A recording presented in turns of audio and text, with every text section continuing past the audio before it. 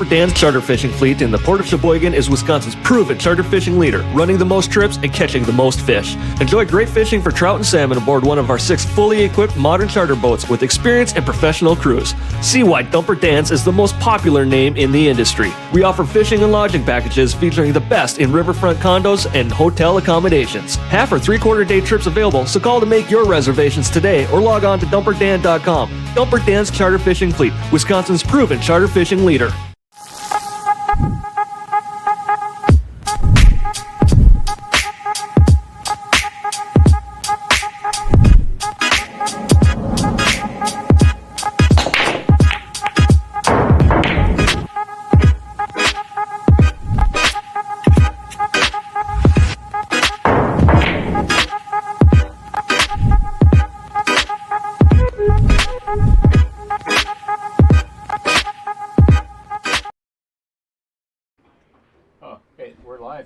Hey there. That's us. Hey. And I think we're talking to people. Weird. Hi, everybody. This is Little Cheddar. Right over there, that is Mr. Matt Strong, if you don't recognize the face. Yeah. Did you shave today? No. You should. No. No. You shave on a daily basis? I don't believe in it. No? I can see that on the... Even your head? My head is probably once a week. All right. Yeah. Well, with that being said, we are Outer Points Productions, and we're here to watch 4.0 Tag Team Scotch Doubles, thanks to Taylor Collar. It's the only time that I've really thanked Taylor for anything, you know? Yeah. Yeah, well, that's really the only time that he deserved to be thanked, I guess. That's very true. Very true. We've got a barn burner tonight. We've got not those players that are on that flyer there. Wow, this is a good start. We actually have we have Kyle Gable and Nick Gustin, and they're taking on 2.0's champion, Mr. Tarek Hamden, and his partner Peyton Fulkerson. The Giant. So he is a tall. I mean, everybody's kind of tall to me, but he's right. A lot taller than he's tall to me. Yeah, but I think he weighs less than I do. He might, yeah. So anyway, thank you everybody for being here.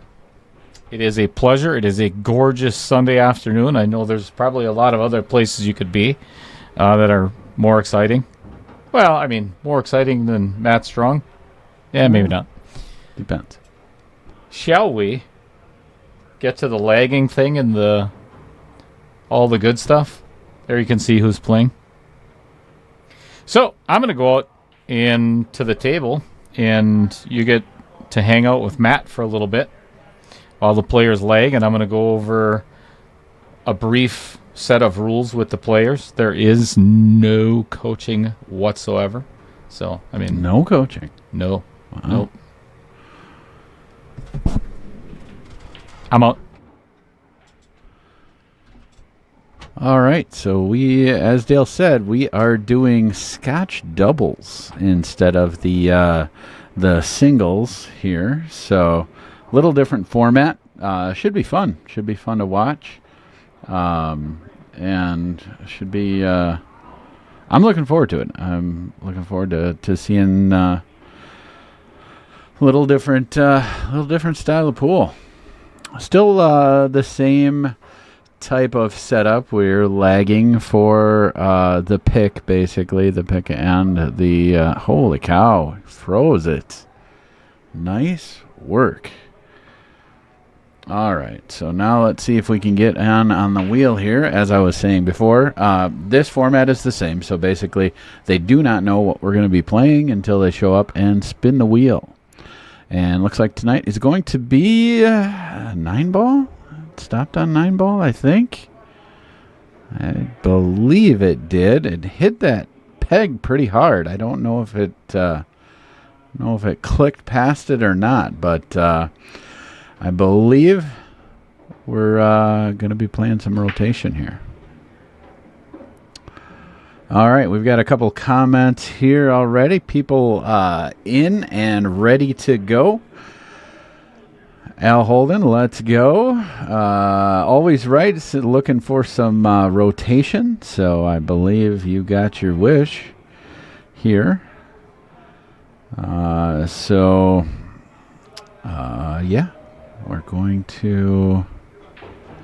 Well, let's see. Let's get back to the table here. I'm not positive that it stopped on the 9 ball. It may have clicked over to the 8 ball.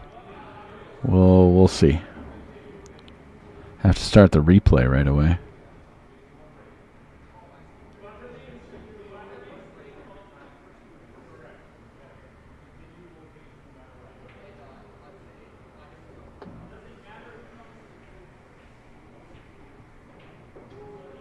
All right, so let me see if I can get...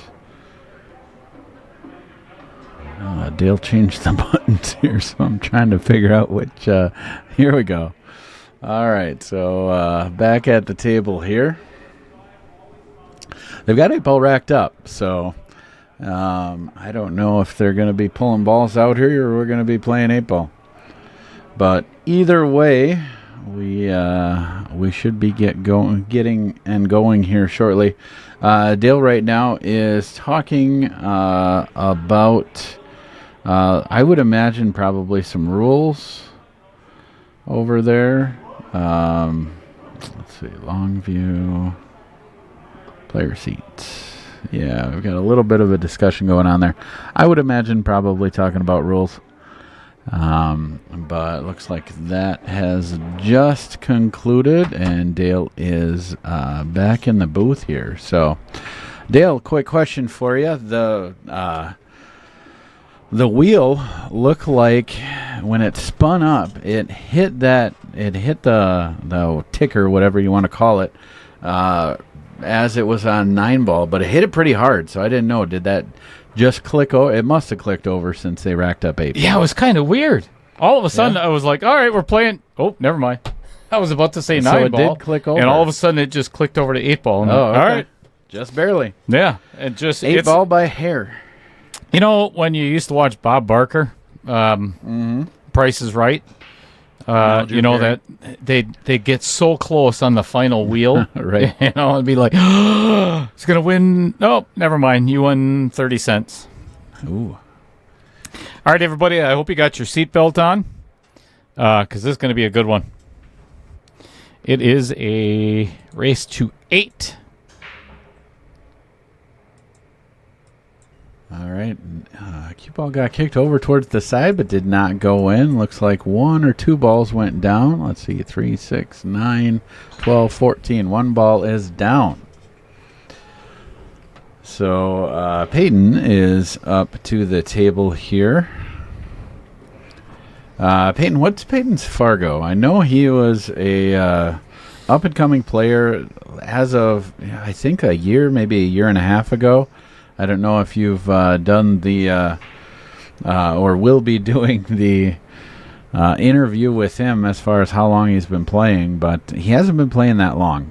I actually played a tournament, I think it was last year or the year before, with him, and he's got a great stroke, puts a lot of time in, or at least was at the time. Did he get pregnant? Maybe. Okay. What? Can you believe this, Matt? He is a 535 Fargo. Oh, wow. Yeah. And I was watching him warm up, and he plays much better than a 535, which is probably why Tarek asked him to play. That'd be my assumption anyway. Yeah, well, we've got, I don't know, and this has probably been the case all along, but, there's just certain players that have, that are just putting in the time. Yep. Hours and hours and hours of play. He definitely falls into that category, and so does his partner, Tarek. Tarek's been tearing it up as far as rising through the ranks, so to speak. His Fargo has got to be going up on a daily basis because he's really been putting in the work, and as evidenced by his recent win in a previous KO challenge, it's been paying off. I don't ever remember seeing the rise of a player as fast as what I have with Tarek. Yeah. in their game and the mental toughness of it. So he started out as, like 5'20", 5'25", something like that. Uh-huh. I don't know, 2 years ago. And my opinion, he plays like a 6'50" now. Yeah. Yeah. He's playing good. He's playing really good. Yeah, for sure. Well, I think he hangs around with John Kramer and Nate Mindham and some of those guys, so that might have a little help. Well, but he's had a lot of instruction from Bryseth, too. Yep. Which is huge. Bryseth is arguably one of the best coaches in the nation. And you really can't get better for on the instruction side. I read a book recently. I believe it was called Bounce. And the premise of the book is a guy who is trying to figure out, the relationship between natural talent and skill, just skill in general. And he was focused on literally the best in the world. Looked at Michael Jordan, Serena Williams, who's the top tennis player? Federer. Yep. And Roger Federer. And basically, at the end of the book, as Tarek just puts down the 8 ball here for the first break and run out of the gate. But basically what they came up with was there really is no such thing as natural talent. And what? Yeah. Yeah. So basically there's a certain amount of, hand-eye coordination that some have that others don't. So there is a very basic level, but basically that gets you to about a B player. Beyond that, all it had to do was work and instruction when you got started. It was really interesting that basically this was common among all of the best in the world. They just worked harder than everybody else, which I thought was I thought was really cool because a lot of times. What's the name of it again? The Bounce. Bounce. Yep. I got to check that out. Yeah, it was recommended by that sounds very interesting. Margaret Steyer. Oh. And who? Margaret Steyer. Pavlova. Oh, that girl that plays here. Yeah. Professional. Sure. Ranked that professional lady, 5th in the world, 4th in the world. I seen she just got 3rd over in Michigan. Yep. Yeah, today. Good finish over there. But yeah, I took a lesson with her maybe a couple of months back, and one of the things we discussed was I asked if she had any books that were kind of instrumental in her career, I guess, or years. And she recommended Bounce, and that was one of her top recommendations. I like it. And I thought it was just it's one of those things that honestly is encouraging to really, people who aren't considered phenoms. It's just a matter of work. You just got to work harder. Well, that's a very uncharacteristic miss by Mr. Kyle Gable there. Yeah. In the Vincent Didio Memorial pocket, of course. Of course. That's usually where it ends up.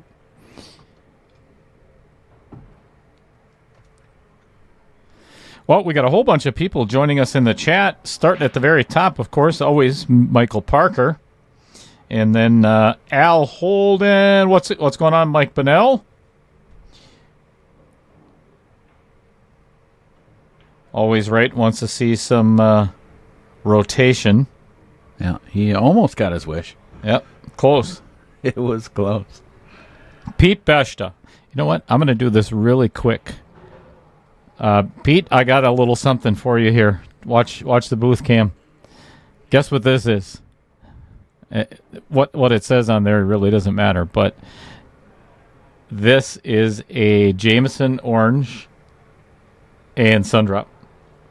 Wow. So that was recommended by Pete Beshta a couple of weeks ago. Yeah. And I just never tried it. I was like, well, what do you think? I like it. Yeah. I like it a lot. It's really good. Very tasty. I'd let you try it, Matt, but I don't know where your lips have been, so it's Yeah, it's probably better that thank way. you. Likewise. Right back at you, Dale. All right, true story. So anyway, thanks, Pete. Michael Parker, he's getting all kinds of flooding. I tell you, man, this has been a lot of rain. We had like 5.5 inches in 2 days. Yeah. Yeah, our house is a split level, and the lower level in a couple different spots got flooded.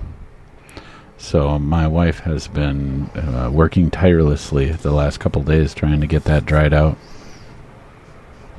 So, Mr. Always Right, which I'd bet 95% of the time that you're not. So it's kind of funny because you seem to be the biggest complainer in the entire chat, like every single stream that you're on. So, hey, if you don't like the rules, you can gladly go watch a different stream if you'd like. So, or I could send you a refund for today's stream. Well, no, never mind. It's free. Yeah. So to answer your question, Mr. Always Right, who makes the rules? I do. And the players do. So if you don't like it, you will.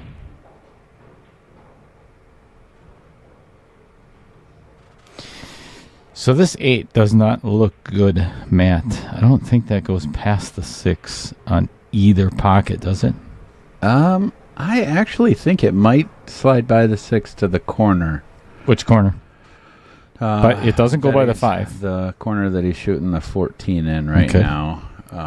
Boy, it's hard to tell. Well, now there it you go. definitely goes. I think that answered the question right there. So Should have waited just a little bit. Only one reason he hits that hard to come up and give it a little tap there. So 8 ball goes by the 6 now. I don't believe it goes by the 4. So going to be looking at rolling that 9 ball in here. Cue ball is going to come into the 7. It's going to be hard to release from that end rail. Did a pretty good job with it. Unfortunately, that 13 ball is straight in. Mm-hmm. Which is definitely going to make the, getting on the 8 ball tough here. Basically, right where he's pointing there is really the only angle that he'll be able to get. So just draw straight back and try to get a shot in the side. Matt, you got someone saying hello to you in the chat there. Oh, hey, Fred. How's it going, buddy?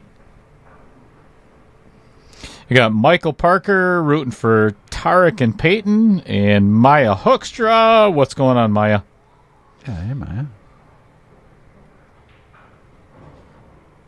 Justin Ellenson. Maya's rooting for Kyle and Nick. Anthony Sadlin.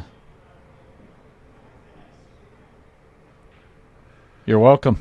Ooh. Thanks for joining us, as always, Anthony. How's the pulled pork business, my friend? Have you ever tried Anthony Sadlin? He started. Have. Oh, It's amazing. my God. Yeah, Is it I good? did. What was it? I forget. I was dropping something off for him. Anthony and I are fairly decent friends, you could say. Is that true, Anthony? He might not admit to that in public, but yeah, he was set up here in Oshkosh for a job conference, I think, job fair, and I wanted to stop by and check out. This was shortly after he had gotten his food truck going, and stopped by and got a sampler of, I think he had like, I forget what it was, pulled pork, I believe he had brisket and one other thing, and everything was just incredible. Oh, my gosh. I mean, Really it's slap your grandma good, you know. Right. We were down at, was it BCA last year or the year before? Mm-hmm. Whatever it was. It had to be last year in Baraboo when he's just started. Yeah. Yeah. It was so good. I wanted to eat my fingers when I was done. Yeah. Well, glad you didn't do that. That makes That would have been weird. shooting pool really hard. Yeah. And other things. But Pulled chicken. Now we're talking. That almost sounds dirty, but also sounds delicious. So, wait, you get a little one. yeah, all right. A half laugh. Mr. Hocus Pocus, Bill Larson. It is going to be a busy week, and I'll tell you why in just a moment. After this game, I'll show you why it's going to be busy, because we got a whole lot of stuff coming up. All right, so Kyle and Nick looking at trying to even things up here after Tarek was able to get back on that 8 ball. Did a really good job of that. Unfortunately, that 13 ball just bobbled in the corner. So, yeah, and what Nick faces right now is obviously he has to play the 6. yeah, But then he's got to... I'm assuming the angle that he has on the 6, he has to play the 2 next. So 2 to the 7 could be a little tricky. Yep. Yeah, for sure. He needs... Honestly, he's looking for an angle. Most times you want an angle. It gives you a lot of different options. If he was able to save the 7 here, that's definitely the ball then. Yeah.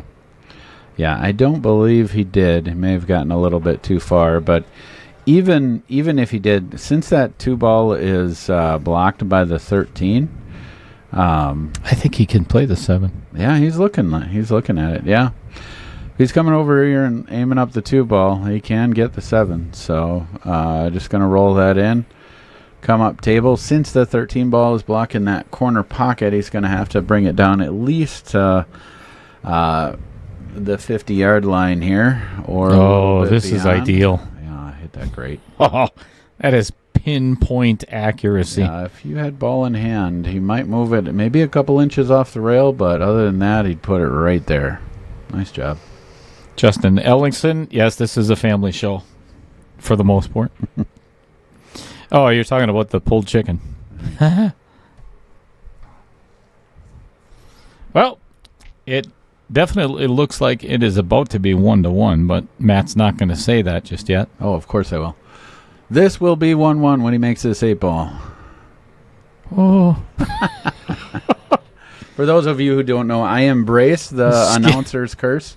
I try to do it every chance that I get.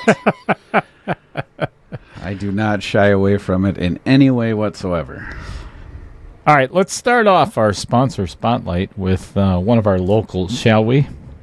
And that one happens to be the man sitting right here in the booth. This reminds me of a thing on my to-do list, which is to come up with a more explanatory sponsor description. So, yes, I do make sharp things, but so I have...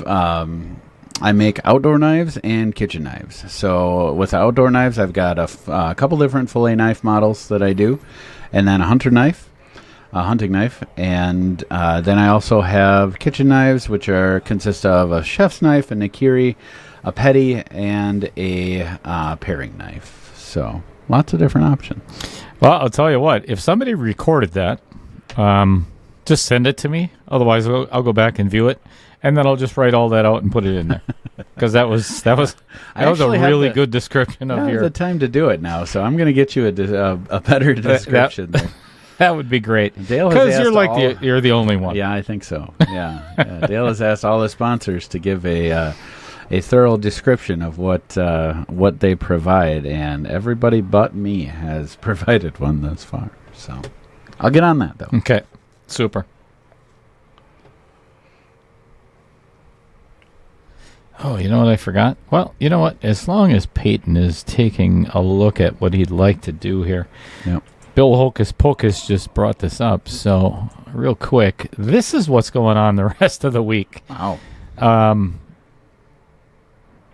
Tomorrow night, Michael Parker and Josh Nelson are going to be here. Against Steve Hill Martin and Zach Hagen-Cord. And then the Rasmussens are taking on Mike Masevich and Fong Wen. Then the semifinals of 3.0 start on next Monday and Tuesday. Nice. That is going to be, or Sunday and Monday, whichever one it is. So it's we've got a full plate of stuff going on. My prediction for the finals is Scott Kugel and Dan Coppins. That's my pick. That was actually my prediction as well. Yeah, Yeah. mainly because they're both real good friends of mine. And they're but both they're also really good playing players, well. yeah. They're. Although I tell you, the way Scott and Gray played in their last two matches, it's. I think all combined, there's like, I mean, between all four players, there's like an 8-point Fargo difference. Oh, really? Yeah, so it's Nice. Yeah, That's what you it's want. going to be good. All right, so Peyton went with stripes here. So going to be looking at trying to get the 11 ball. 12 ball's a little tricky. The 15 ball's a little tricky. Look at this. Did he play for that? No way. No, can't. No. Maybe? It's He could have. It's Tarek Hamden. I don't know. Try to get short side on a ball that's 6 inches off the rail. That's tough. From 3 rails away. All right.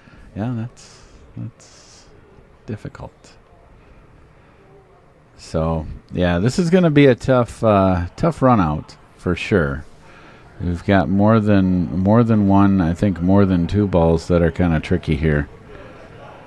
Even the balls that are open, don't present a natural pattern from one to the next. So Peyton's going to be looking at making this 13 ball, going 2 rails in to break out that 11. So he's going to hit this with some pace. Get that cue ball in there and try to break out. We've got good news, we got bad news. Good news is he knocked the ball in, so the 11 would go to that pocket. The bad news is the 7 rolled right in front of it. I thought I was the only one that did that. No. Just you and Peyton. Right. Yeah, he did a good job of getting in there to break that ball out. Unfortunately, he got a bit of a bad roll there getting into that 7, and it settled right in front of that 11. So Tarek really doesn't have a shot here, not a makeable shot anyway. So going to be looking at defense in this situation. A few different things he can do. He can shave that 11 and try to freeze the cue ball behind that 15. The way he's holding the cue here, it looks like the option that he's going with. Another option would be to shoot that 11 ball into the 7 and try to get that cue ball kind of locked behind the 11. But looks like he's just going to try to get it behind the 15. Little short. And I think that was, you don't break that 7 out of there, Yeah. If you're not going to get out, or if we're not going to get out, you're not getting out either. Yeah. That's the way I play it. Yeah, no, solids really are not set up very well either. That 9 ball is keeping the 4 and the 2 from a makeable pocket.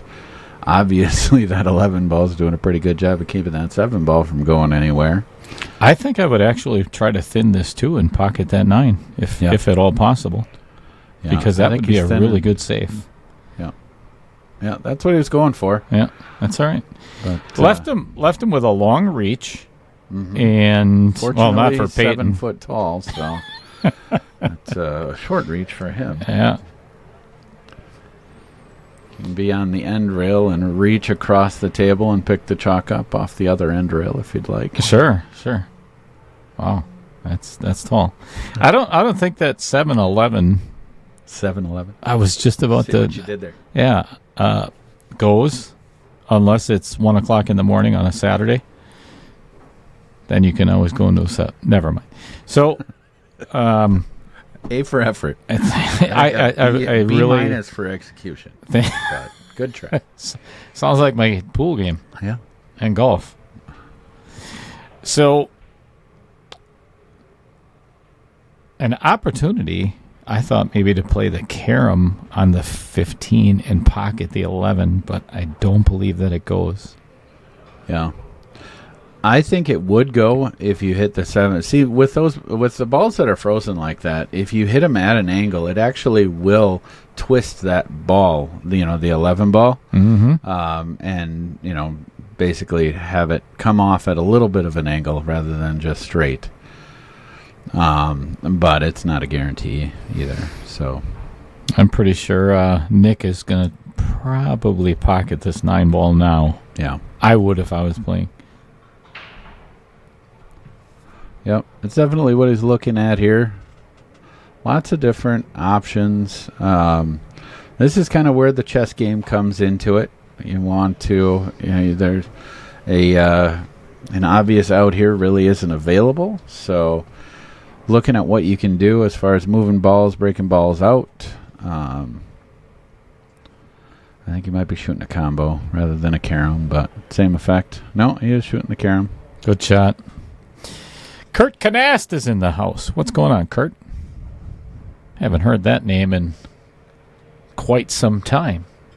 Me either. Excuse me.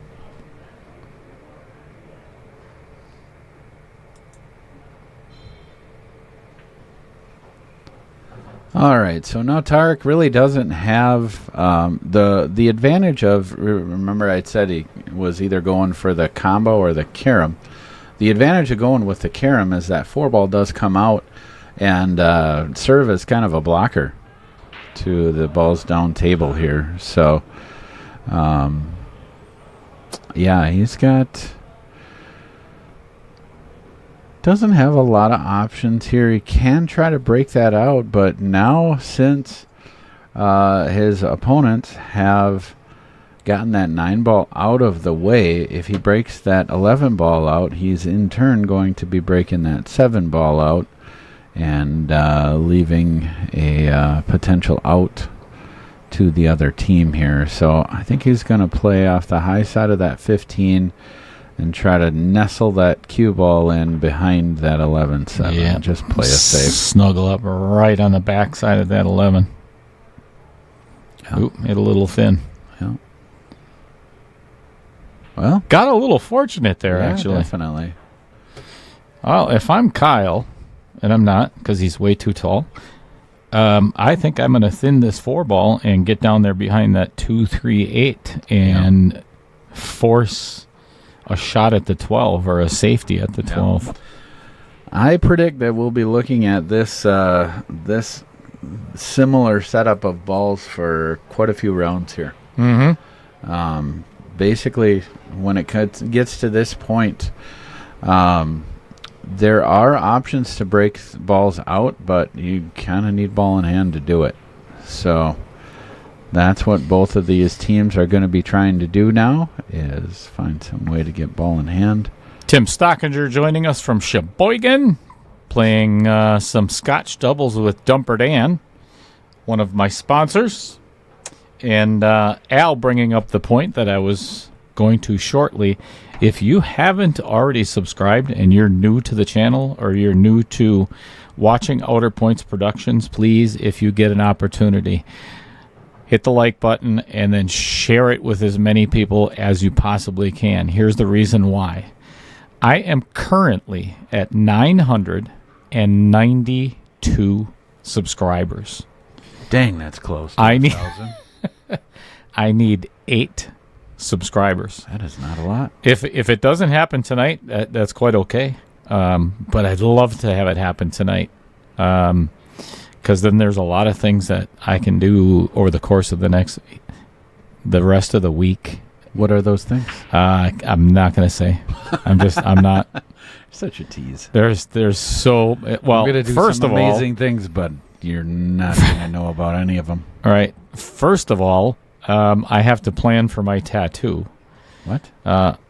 At 1,000 subscribers, I have to get a tattoo. Thanks to So my soon. daughter, Baby Cheddar. Oh, really? Yeah, she put the. Finally going to get that unicorn, huh? I forgot who it was that said the other night I should get a tramp stamp that says "Enter here," which. Don't you already have that? Oh, ouch. So that's a no? All right, 5 to break up the 7. Yeah. Here we go. And he hit it good. Oh, he hit it And really it came good. out good. Oh, that's really See, nice. there are 2 parts of a shot when you're trying to break the ball out. Is you got to get it out and you have to get a shot. He did both. So that prediction I made like 30 seconds ago, they pretty much immediately went the other way. So now the balls are open. We're going to be looking at trying to get out here. I think I would actually play the 3 first here. Yeah. And pretty much just a stop shot to play the 1 in the side. Yeah. Yeah, you could get the 3. Wouldn't be the worst thing to play the 7, go 2 rails around either. Either one's going to work. Bill Larson, I agree.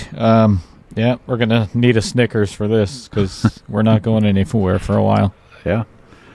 Yeah, I don't know. I think now that we've got some daylight here between pretty much all the balls, we've got an opportunity to get out here. So looks like he is going the Dale route here, shooting the 3 ball first. I think is a good choice. Now it's a matter of getting at that 2 ball. We got the 1 right now, which was definitely the objective after that 3 ball. So backing up a little bit in the chat, I'm not going to try to pronounce that name because I don't want to absolutely destroy it. So it's Mr. or Miss Arjun. So what's going on? There's a 9-ball open in Olathe, Kansas, with a huge crowd, apparently. Is there a pro event going on in Kansas right now? No idea. Okay. All right. Excellent. Good talk. Thanks for that conversation, everybody. That was super.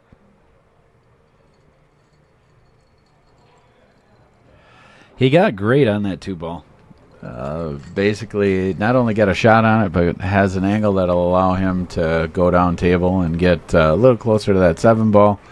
7 ball being a foot away from the pocket, no obstruction whatsoever. Really, it doesn't matter. He doesn't need to get real good on it, but just the fact that get a little closer makes it a little bit easier.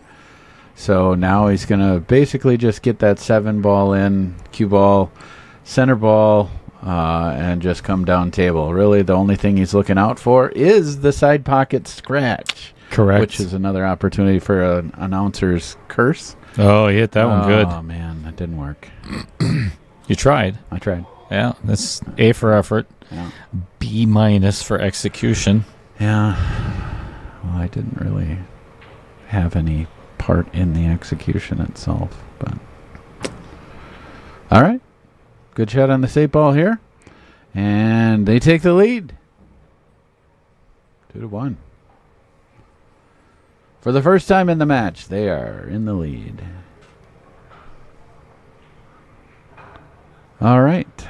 So Dale is checking his phone per Al Holden. Thanks, I Al. am. Nice.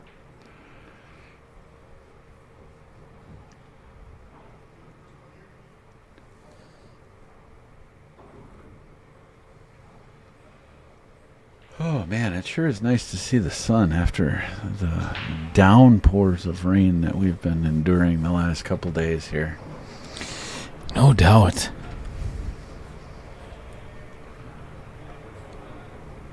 Brought my my league documentation with me today. We have a summer league here at Varsity Club on Monday nights. It's a 2-person league. A lot of fun. It's kind of a short league, so we don't... I'm not in it. That's true. You should be. But it allows our local players to get sanctioned in multiple sanctioning leagues without the 26, 28, 30-week leagues that a lot of times the fall leagues end up being. I believe it's going to be 10 weeks. So basically looking at just over 2 months, and you are sanctioned for the different sanctioning bodies that we sanction with. So if you are in the Oshkosh or Fox Valley area, even Fond du Lac, and want to jump in on a summer league, I'm assuming you'll accommodate that, Matt? Yeah, well, we're halfway through this summer league right now. Oh, then so probably the summer not. section is pretty much set for the players that we have, but we do run it every summer. So keep that in mind next summer if you're looking for something to do in the summertime. A lot of times the tournaments slow down a bit, and the majority of the leagues are not in session in the summertime, so it's a real good opportunity to get out, stay in stroke, and get sanctioned for those state tournaments that you're looking to play.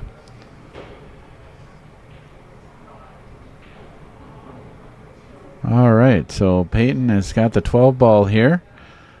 It's a little tricky being right by that outer point there, and it proved to be a bit of a distraction. He just cut that 12 ball a little bit too much. And Nick is up at the table here. So looking at solids. Solids aren't too bad. The 4 ball does not pass the 14, obviously, there, but he could take care of that right away. Right now he's looking at making that 7 ball. If you can clip that 14 on the way by, that can open up that pocket for you. That would be one option. Another option would be looking to try to find some sort of angle off another ball to break it out. I would think he's trying to make this off the 14. And he missed it. I don't know. The way he was lining it up, he may not have been trying for that too. Yeah, I'm not sure that worked out the way he had planned. Yeah. That's one thing I struggle with, is trying to, clip a ball on the way in. You shoot, thousands and thousands and thousands of shots where you're basically, always trying to hit center pocket. So your subconscious brain kind of takes over when you're just trying to pocket a ball and you're trying to shade it one way or the other. And man, I do that. I a lot of times will not get into that ball because the subconscious takes over and put that ball center pocket. Mm-hmm. Wait, you try for the center of the pocket? Yeah. Not sure I've ever done that before. All right. Oh, that's a good shot. Yeah. Oh, yeah. I left him with the 10. May have forgotten that he's solid. No, he purposely pocketed the... Okay, never mind. That was a joke. I know what you're doing there. I know what you're doing. Dale. And I believe he was trying to snuggle that cue ball up against that 10 ball. Came pretty close. Ended up a little bit short. And Tarek has a shot here. So 13 ball, I don't believe, passes the 3. So he may be able to hit this cue ball with a lot of top and get the cue ball into that 13 ball, depending on the angle. It's hard to tell exactly what it was, but yep, he did. Got into it. Unfortunately, didn't really clear this 3 ball completely. But on the plus side, the angle that he left off the 15 here will lead him naturally up into that 13 ball. So immediately another chance to get that 13 ball out. And which he did a really good job of. Just clip that 3 a little bit, and that opens up the 13 ball. So now he's pretty much set to go here as far as an opportunity to get out. Not only did he open up that 13 ball, but he got a real good shot on that 9 ball. Because the 9 to the 12, you really do need to be straight, which is exactly where he is. So it's going to be a little tricky from the 12 to the 13, and I think for that reason, he's going to go for the 13 ball first and come back and try to get pretty much that same angle on the 9, which he did really, really well. That was a great shot. Indeed. Nice job. All right, so now we've got a very simple 3 ball out here. Just roll forward a little bit to leave a little bit of angle on that 12. Looking at making the 12 here. A little bit of left-hand English, a little bit of draw. Just really needs to avoid the 5 ball. And should have a good angle to that 8 ball.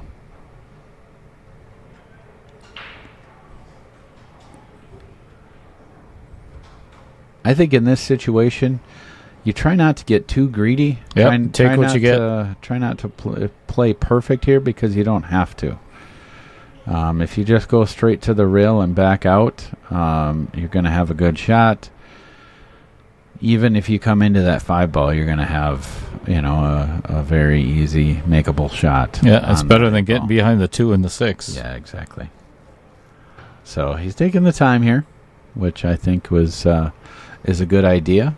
It seems easy, seems obvious. Well, you just pop that in, but you could get yourself in trouble. So I like him taking that little extra time here to make sure. Oh, I definitely would not have done that. Yeah. Really? You sure?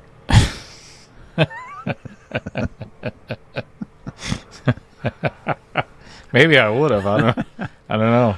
Yeah. So as I mentioned, he kind of he got a little cute on that. Put inside English on that to try to come into the 5-ball full to really leave a nice shot.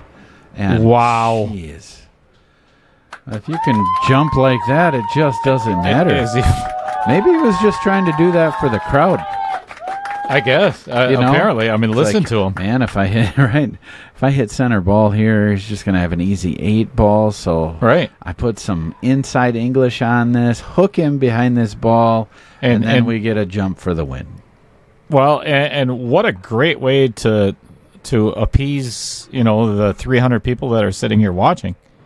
I mean, listen to the crowd afterwards. That's unbelievable. All right, so Roger Pregler says there is a 400-plus player split bracket pool tournament with 284,000 in the first Calcutta. Oh my God! So apparently there is a something pretty big going on. Something big in Olathe, Kansas. Ay, ay, ay.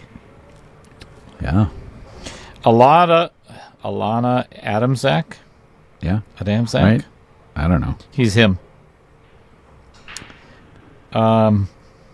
Who's who? Who is what? Is that a pronoun thing? I'm not sure. He, him? He's him. Yeah. Vincent Didio said 1,000 is coming down. Oh boy. Nice. I better check my Oh yeah, YouTube he's channel. he's gonna be your tattoo guy, isn't he? He sure is. Holy crap, 996. Oh jeez. Uh-oh. So what are you gonna get tattooed again? I'm not sure yet. Is it a unicorn? I'm gonna get a craft single put on. I'm not sure. You should get a tattoo of a cheese grater on your ass. That would be confusing.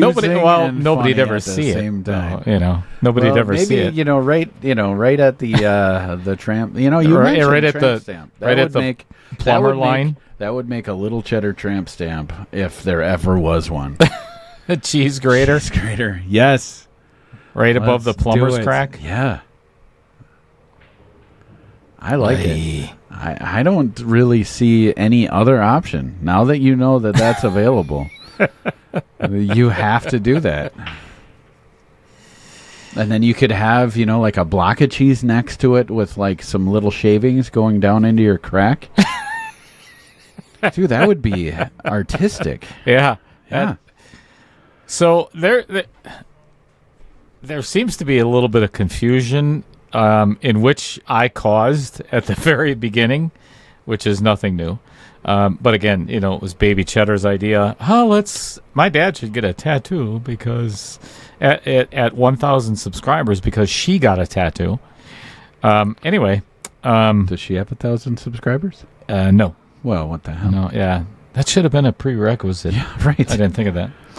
So, I even said, well, yeah, let's do it. The 1,000th subscriber gets to pick the tattoo. Oh, dang it. Can I unsubscribe and then resubscribe when somebody else gets? So I know of because about I will definitely go cheese grater. I know of like 8 people that are doing that. So if you're one of those, I already know. So if you're going to play that game, it's not going to gain you. Said it on the stream, it's probably going to make it a little more obvious. So I did say immediately afterwards, okay, this is my body. You don't, unless it's tasteful. You do not get to pick. Cheese grater is very tasteful. No. Yeah. cheddar cheese is very tasty. It is, but not on my butt. We will leave that for Mrs. Cheddar. Michael Parker said I should do my birthstone on my left shoulder. There is meaning behind that. See if I can find it.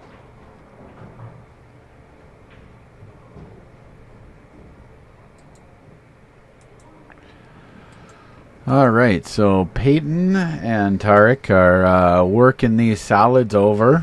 That 11 ball is still in there. That's going to be interesting. Right now, looks like he's going to be looking at playing the carom off the 6. That's tight. May not go. Yeah, still rolled right in. So this actually might work out well. Shooting the 9 ball next to roll forward, basically to that point he just pointed to on the table, will not only give him a break ball, but with that 12 ball covering that side pocket, will give him a pretty good chance at a shot after the breakout. Usually when you're going at a breakout, you don't want to save him till last, because after you break out the ball, you don't want to have to be depending on getting a shot on that ball itself. So if you've got a duck somewhere on the table, you always want to leave that up, as typically is going to be a good option for the ball after your breakout. So got a great angle to get in there and break that ball out. We'll see where he ends up. Yeah, the only really thing that could, I guess, go wrong is, well, that. Are you trying your hand at an announcer curse? I am. Hey, stay out of my lane, buddy. Stay out of my lane. There is some possibility with this, but there's an awful lot of traffic. Oh, yeah. If he hits a super thin, I don't think he can even avoid that 7 ball, can he? If he Let's does, go to the it's gonna overhead. work. I don't. Oh, boy. I think he can. I think he can, too. And with the a thing lot is, of left. As I don't think he needs a lot of left. I think he can come down because he's going to miss the 7 on the way back. And even if he comes into the 5, as long as the cue ball doesn't hit that absolutely dead center, it's going to roll down and give him a shot on the 11. Holy crap, we just hit 1,000. What? Now we're talking. Holy Who did it? cow. Who did it? We just hit 1,000 subscribers. Fantastic. Cheese grater is on its way.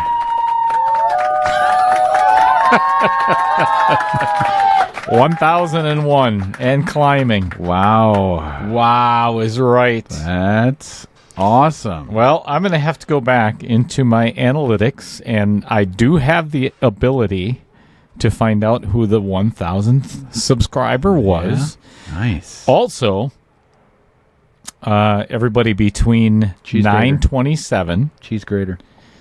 between 927 and 1,000 gets entered into the drawing for the Chris. Oh my God, I can't think of his last name right now. The training balls. From Tyler and Margaret. Nice. Chris's balls. You get Chris's balls. Cheese grater. No. See, that's why I said I thought for sure he was going to run into that 7 ball. Yeah. It was close. He hit it dead center too. So one of the fun parts about Scotch doubles is as long as you make your ball, the next ball really isn't your problem. So true story. Yep.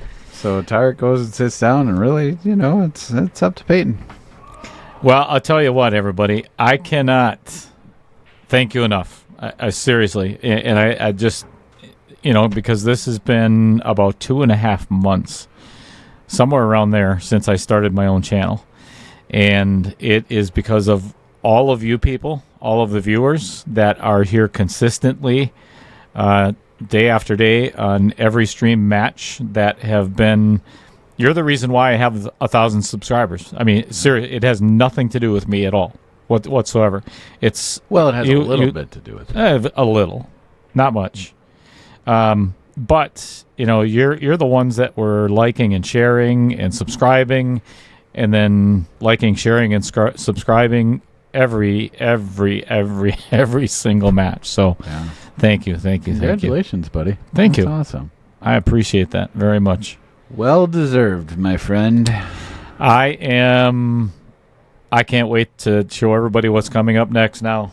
So, what can you say other than what's coming? Like, what does that 1,000th subscriber get you? Well, now I'm monetized. Nice. So now So I you're a have millionaire. I am a millionaire as of, or a thousandaire. Ooh, Yeah, fancy. 1,001 So everybody that just bad eyesight, Jeff Stelmach, thank you everybody. Kevin Dorn, of course. I'm allowed to create memberships or premium memberships for people that, if they want to be a I don't want to charge for the stream ever. So now I'm monetized by YouTube, so I can accept donations through YouTube. Nice. And for all of my content, now I am monetized from here on out. Nice. So now I'm going to start doing shorts and reels. Well, good news, bad news. Mm-hmm. Bad news is you missed it. Good news is 11 ball really doesn't go anywhere. Nope. So I'm also going to do a couple of podcasts from the booth, and I'd like to get well, Matt, you are the instructor here at Varsity Club, or one Right. of them, Yeah. along with Tyler and Margaret, but they're out on the road all the time. So I'm the non-professional Right. instructor.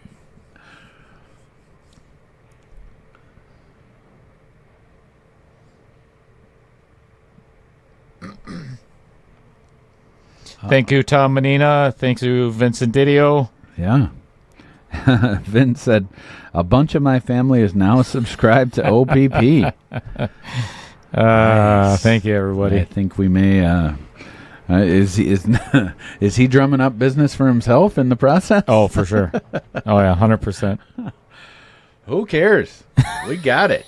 Nice. Vince, I don't think that you should agree to anything but a cheese grater for Dale. Well, that's one of the things. So get ready, everybody, because, and I promise this, I'm going to do a time lapse of getting the tattoo, and then I'm going to put it on the stream. So it'll be, 4 hours worth of me crying. It's going to be embarrassing. And since whining. it's a tramp stamp. Me, because it's going to be so many tears. Baby tears. Thank you, Pete. Yeah, that's awesome. All right. So, wide open table. Still kind of tricky, though. It's always tough bridging over a ball here. Shot that really well. Can we go to the overhead to see if that actually, eight I was ball thinking goes that by? it does not. I'm looking right at it. because you're looking straight at it. Boy, I'll tell you what, it's one of those things, though, that as long as you get behind the eight ball, you can play the extreme outer point on that corner pocket, and try to get it to tip in. But if it doesn't, you're going to leave it right in front of that 11, and definitely will put your opponent in a tough spot here. So the 8 does not go past the 11 here, so No. I don't know if I would pocket this ball. yeah, I think I would just slow roll this and just keep the cue ball behind the 6. I would definitely play safe. yeah, not a bad option at all. If it doesn't go, for sure. Yeah, this is not good. So here, he left an angle to the bank. He left a very thin cut. I don't like that cut. I would probably, with that 11 ball where it is, it's not going to be too dangerous to bank that 8 ball down table, cross corner basically. And make sure you hit at pocket speed, kind of a one pocket shot where you're going to leave it as close to that pocket as you can, because as long as you leave the cue ball, basically if you hit a stop shot or draw back a little bit, really not going to have a very good offensive shot on the 11. Mm-hmm. And as long as you leave the 8 ball open, or right by that pocket, you're going to be in good shape. Yeah, I would play the bank. As long as they don't make it. I would play the bank. Yeah, I would too. That's what he called. So hit it a little firm. He hit that about 3 times as hard as I would have. Mm-hmm. But on the plus side, he left the 8 ball out in the middle of the table, which always is typically going to be good for more options. Mike Bonnell, I don't think you can put volume on a time lapse, can you? And even if you can, it's not going to happen. It would just be much it's going to sound like the Chipmunks. Much higher pitched squealing. Yeah, it's going to... It's, what a nice little rub. Oh, no kidding. What a nice little rub. Jeez. Wow. That could have ended up anywhere but there. I know. Now we can't even see it. That's brutal. No, he's shooting at the 11. I mean, at the 8. Right. I knew that. Okay. There's some times where the brain just doesn't really kick in. Yeah. Oh, it's like every hour for me. John Klein's here, thank God. Oh my God, we should probably start the match over. If he wasn't here from the beginning, we should probably, just completely start over. Yeah, this is not what I like Al's comment. 4 hours of crying, and that's before Vince starts the tattoo. Yeah, that's accurate. Yeah, that sounds about right. All right, so pretty simple out here, obviously. And we're all tied up? Nope. No, we're not.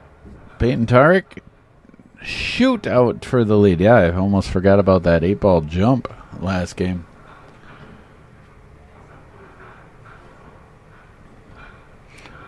All right, so I believe they're discussing the break. What is the No, they're rules? discussing because they hadn't moved their chip for the score, so they were asking if what is the it's rule 3-2 on breaking for the Scotch? Continued rotation, no matter what. What does that mean?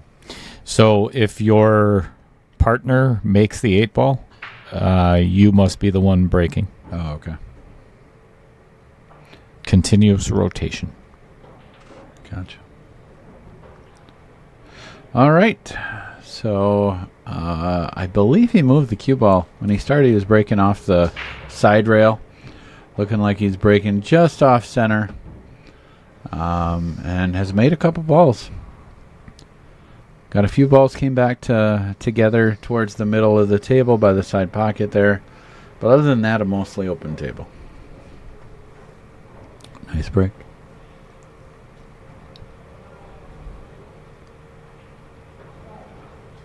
All right, so Peyton really doesn't have, even if he wanted solids, doesn't really have a good option. Stripes are pretty open here, too. That 7-ball he could shoot the 4. So, yeah, he could. But with that 7-ball being buried the way it is, stripes are definitely the better option. So indeed. Looking at getting that 12-ball right away. Got that down, so now it's just a matter of trying to work out that 14-ball. When you're playing 8-ball, really, I say this a lot when I'm teaching lessons, the goal, the object of the game is not to make balls. Wait. The object of the game... Wait a sec.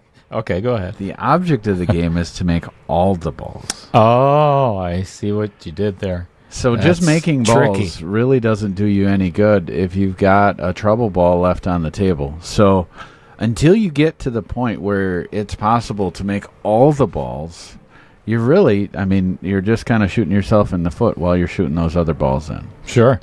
So every shot at the table until you get those trouble balls out should be focused, in my opinion, on those trouble balls, getting them out so where you can actually get out. Because until you do that, you're really, you're not gonna be able to get out. So it's I like that.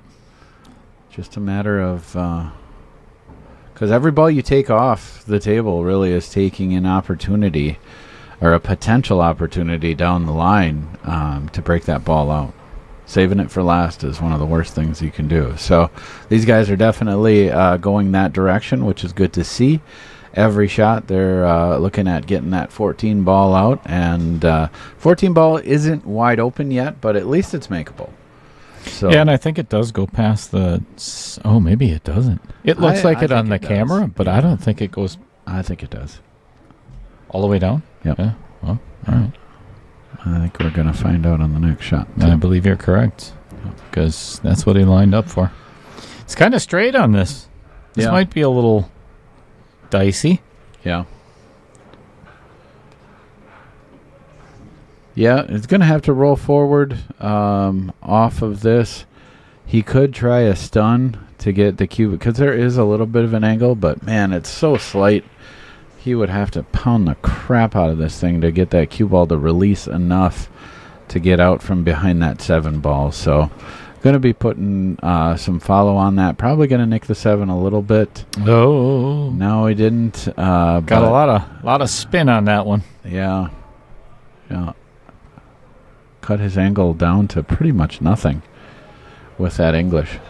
And threw the ball out of the pocket some. So Kyle and Nick going to have an opportunity here.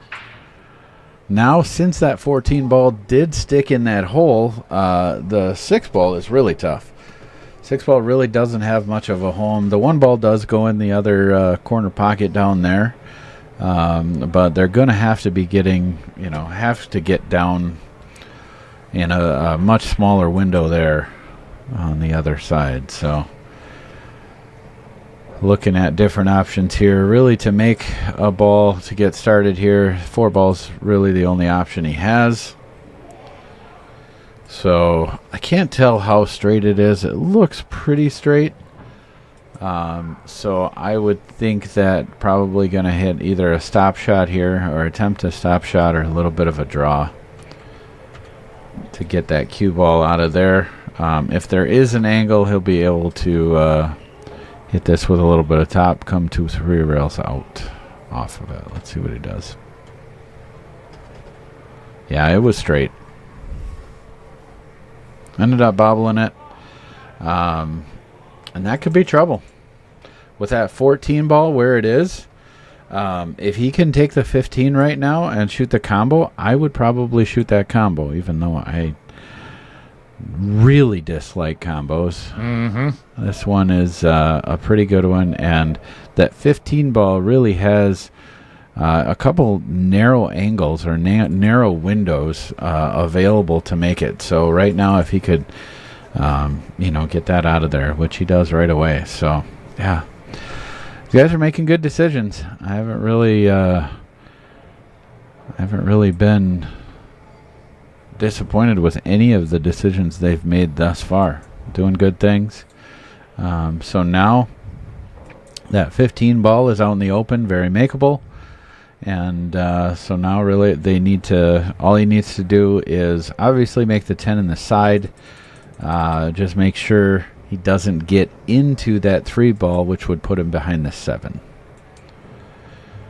Well, he did get into it, but I think that might have shaded enough, close enough to the rail where he can get it past the 7. So, makes the 15 ball makeable, and fortunately that 8 ball goes in the side, so he really doesn't have to do a lot with the cue ball. So should be able to just roll it in. Yeah, it is. Doesn't need to put any English on this, just roll it in. Nice and easy. Wow, that's a really good shot. That's what you call a straight stroke right there.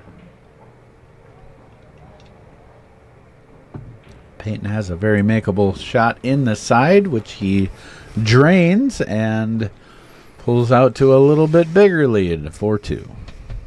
Well, we are actually going to take a little bit of a break because Kyle walked away from the table. and that's okay. Yeah.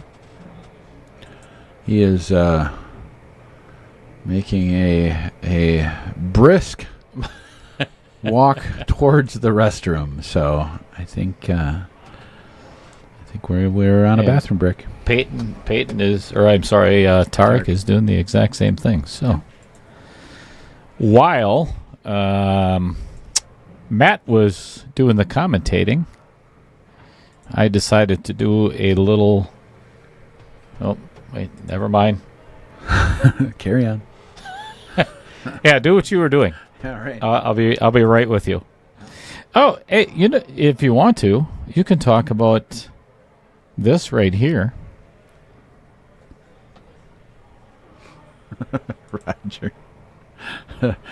Roger is asking Vince if he waxes the client before he starts a tattoo. Wink, wink. Maybe an extra strip or two. Oh, boy. Strip or two. Oh boy. I'm not sure exactly what he means there, and I don't care to ask. That just sounds uncomfortable in so many different ways. It sounds uncomfortable you talking about it. Right. All right, so we have up on the screen right now Big Break Billiards. Oh, everybody loves some good alliteration. Nice work. So, Projection Pro Billiards Skill Challenges. Alliteration? No, alliteration. Alliteration. Not alliteration. Okay. So, what is Projection Pro Billiards, Dale?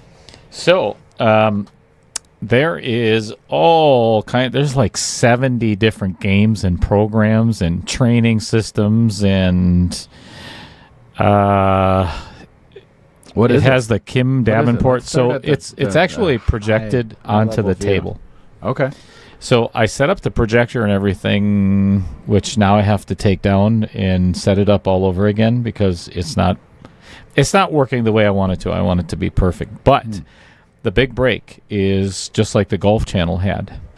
I don't watch the Golf Channel. Where I am going to be, I got 12 contestants, and one contestant will be eliminated each episode, each week.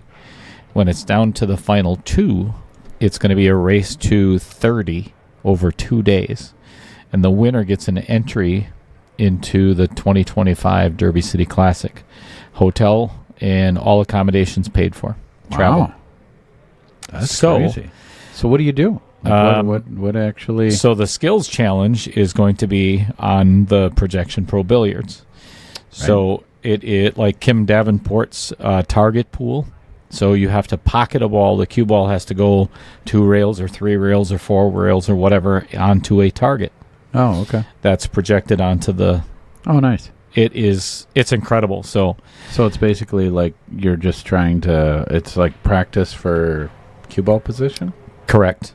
Okay. That's the target pool part of it. There's kids. Not everybody games. knows what target pool is. Dale. There are kids games on the program. It is a lot of good training for juniors. Okay. Adults and juniors alike. So I'm going to bring the 9-foot table over here and do some training on there with those that want to play on a 9-footer as well. So it's all kinds of good stuff. What is a junior? 17 and under, or 17 and under. Age thing?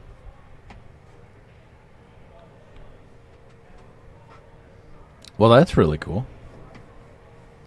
Cannot wait to get it set up. And I got to give a shout out actually to Jim Reese because he is one that helped me tremendously on. He wants to use it as much as he possibly can. Yeah. So he actually paid for half of it. Wow. Which was incredibly generous. So that's awesome. Jim is one of the most dedicated players I've ever seen to practice. That guy will do drills for weeks on end. It's unbelievable. And he's in here every Every day. single day working on his Absolutely game. every day. You know, when I started league down here 2 years ago, Jim Reese was, I don't know, 5'10", 5'15", something like that. Mm-hmm. And he can easily pass for a 600 player now. Yeah. He doesn't miss much anymore. He's one of my favorite students. I've worked with him. Oh, you taught him. When I did Yeah, boy. the Billiards University, where I do the 8-week course. Sure. He's taken that twice. And also, you know, since we're friends, you know, we talk about a lot of different things. I help him out here and there, too. He's done one-on-one lessons. Like, he's just a sponge for information and just loves the game. Mm-hmm. Absolutely loves the game. I mean, obviously, if he's willing to put that kind of money forward, you know, just for the opportunity to you know, use that projection thing, I'm excited. I think that's going to be really cool. Yeah, it's. I'll have to show you after the match, but the way it's projected onto the table, Mm-hmm. it looks like you're looking at a TV. It's a you know, or a computer screen. It's Yeah. so clear. It's pretty incredible, Nice. and it's not even adjusted properly yet. So Yeah. we'll get there. All right, so Kyle made that 6-ball on the side. Unfortunately, he rolled down. He was playing for the 3-ball next and rolled a little far. That 3-ball will go or would go, but man, that's almost a 90-degree angle. So don't want to go that direction. So looks like he's going after the 2-ball Good shot. here. That was a really good shot. Yeah, he did. Hit that well.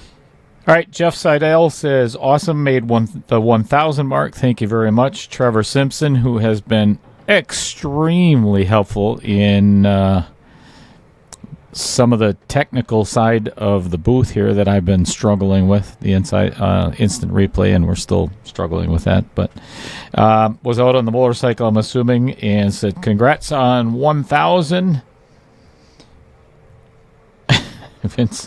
Vincent says, never wax before a tattoo. Oh, boy. Still talking about that's a great shot. If it doesn't do much. He lined up a combo from hell. Yep. Right in the Vincent Didio Memorial pocket as well, which that's always fun. Yeah. It's hard just putting a ball in there.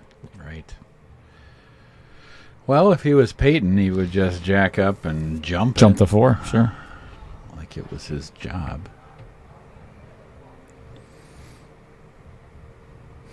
Well, I'm assuming, anyway, Nick and Kyle have to win this game. You realize that because Peyton and Tarek won the first 2, and then Kyle and Nick came back and won the next 2. No, and I then think Peyton and Tarek they tied it up at 1. I think they tied it up at 1. Oh, and did then they? Tied it up at 2, and then Peyton and Tarek has won the last. Won crap. the last 2. Yeah, that was tough. Yeah, that was just, honestly, that was a bad roll. What are the odds that the cue ball ends up behind that ball? 2 balls down table that could have been made if that ball doesn't roll in front of the cue. So I just got the hair standing up on my arms and the back of my neck again because I just got a text from my wife saying, yay, you made it. yeah, 1,000 subscribers. it's pretty freaking cool, Dale. I am Congratulations. excited. Thank you. And I sorry, I keep talking about it and keep bringing it up, and I'm going to continue. Well, it's a big deal. It's a huge deal. It's a big deal for sure. And you're right. The listeners and the viewers are the ones that get the credit for it, but you also deserve a lot of credit for this. Thank you. You've put a lot of work into this booth, and it's. I mean, you started with the booth. Like, how much more have you done? All these different tournament formats. That freaking replica diamond trophy that you made. I made 2 of them yesterday and today. How many offers have you had to buy those things? 7. Those things were cool. 7. Yeah. Literally, it's 7 people that want. Yeah. That's awesome. Yeah, you're As the billiards manager here at Varsity Club, I will say it's great to see your dedication to the game and to this community that we all love and are a part of. Nice Thank work. you. And you've assembled a really good team of tournament directors as well, Matt. It's just a really good team of people that work here at Varsity Club. Really, it's so much more fun when you have a group, together. It is. Jim Reese, we were just talking about him, and man, that guy was just a workhorse for like 5 years. Ran every Friday and Sunday tournament. Just incredible. And he got to the point where, he just got burnt out and, needed to take a well-deserved, break away from tournament directing. And that was one of the things that, to me kind of stuck out was like we shouldn't get to that point. We don't want to burn people out. No, definitely and not. So bringing different people in. Roger's part of our team now. Taylor Collar's part of the team. Yeah, jeez. Chris Green out there right now is running our Sunday tournament. And, it's awesome to have, a team together. You're part of the team here. And it's great when you have multiple people working together. Just the possibilities really, it's endless. Really go up significantly. Yeah, and there's been some really good ideas for tournaments. Yeah, coming up. Yep, absolutely. We're doing another Ronald McDonald commentators battle that we're going to get into a little bit later on, somewhere towards the end of August. It's a nice shot by Peyton. Yeah, no kidding. Hit that with a little pace and outside English on that. Brought the cue ball off the rail. And we'll leave that 8-ball pretty much straight in. Little angle there. Nice. All right. This is starting to slip away from Kyle and Nick. And it's not like they haven't had opportunities at the table to get there, but they've let a couple of them slip by. I think that first table break and run was the only table run that we've had so far. All right. This is what I was working on while we were talking. So, where's the applause? There it is. Hit the applause button. And again, it's all because of you folks. So, thank you. I like how you're holding your hands up like anybody can see that or know what that is. Everybody here in the shooting pool is looking at you like, why are you holding your hands up like that? Thank you. From the bottom of my little cheddar heart. So, congrats, buddy. You got thanks. Give you the fist bump. Appreciate it. Very excited.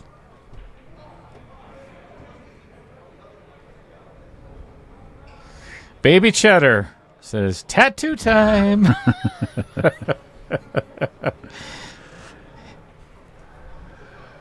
Here comes the cheese grater. Seriously consider it, man. You should really, really consider it. Oh, I already did. And that would be a no. I don't feel like you gave it the right amount of time. Want me to mull it over a little bit? Yes. Okay. Yeah, I'll do that. Go okay. sleep on it. No.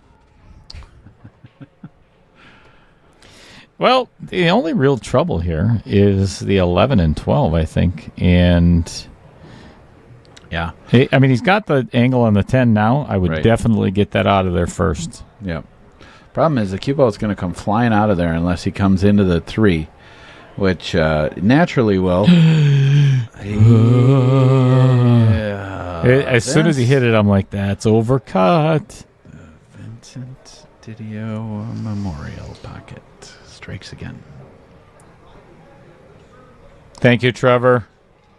Thank you, Diane. Diane is Tarek's mom, I believe. That would make sense. Yep. Same last name and such. You could be like... Could be his wife. Oh, no, it can't be. He's not married. Sister? You could be like a private savant investigator or something. I'm a savant, you know.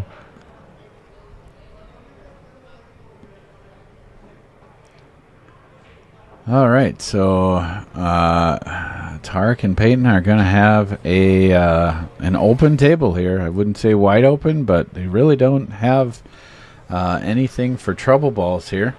So getting on that 4-ball right away. Again, these guys are really making great decisions. Like as I was saying before, getting at those trouble balls, like that has been an obvious strategy from the beginning, and they've been consistent with that. And I think that's a big reason why they're they're doing well right now.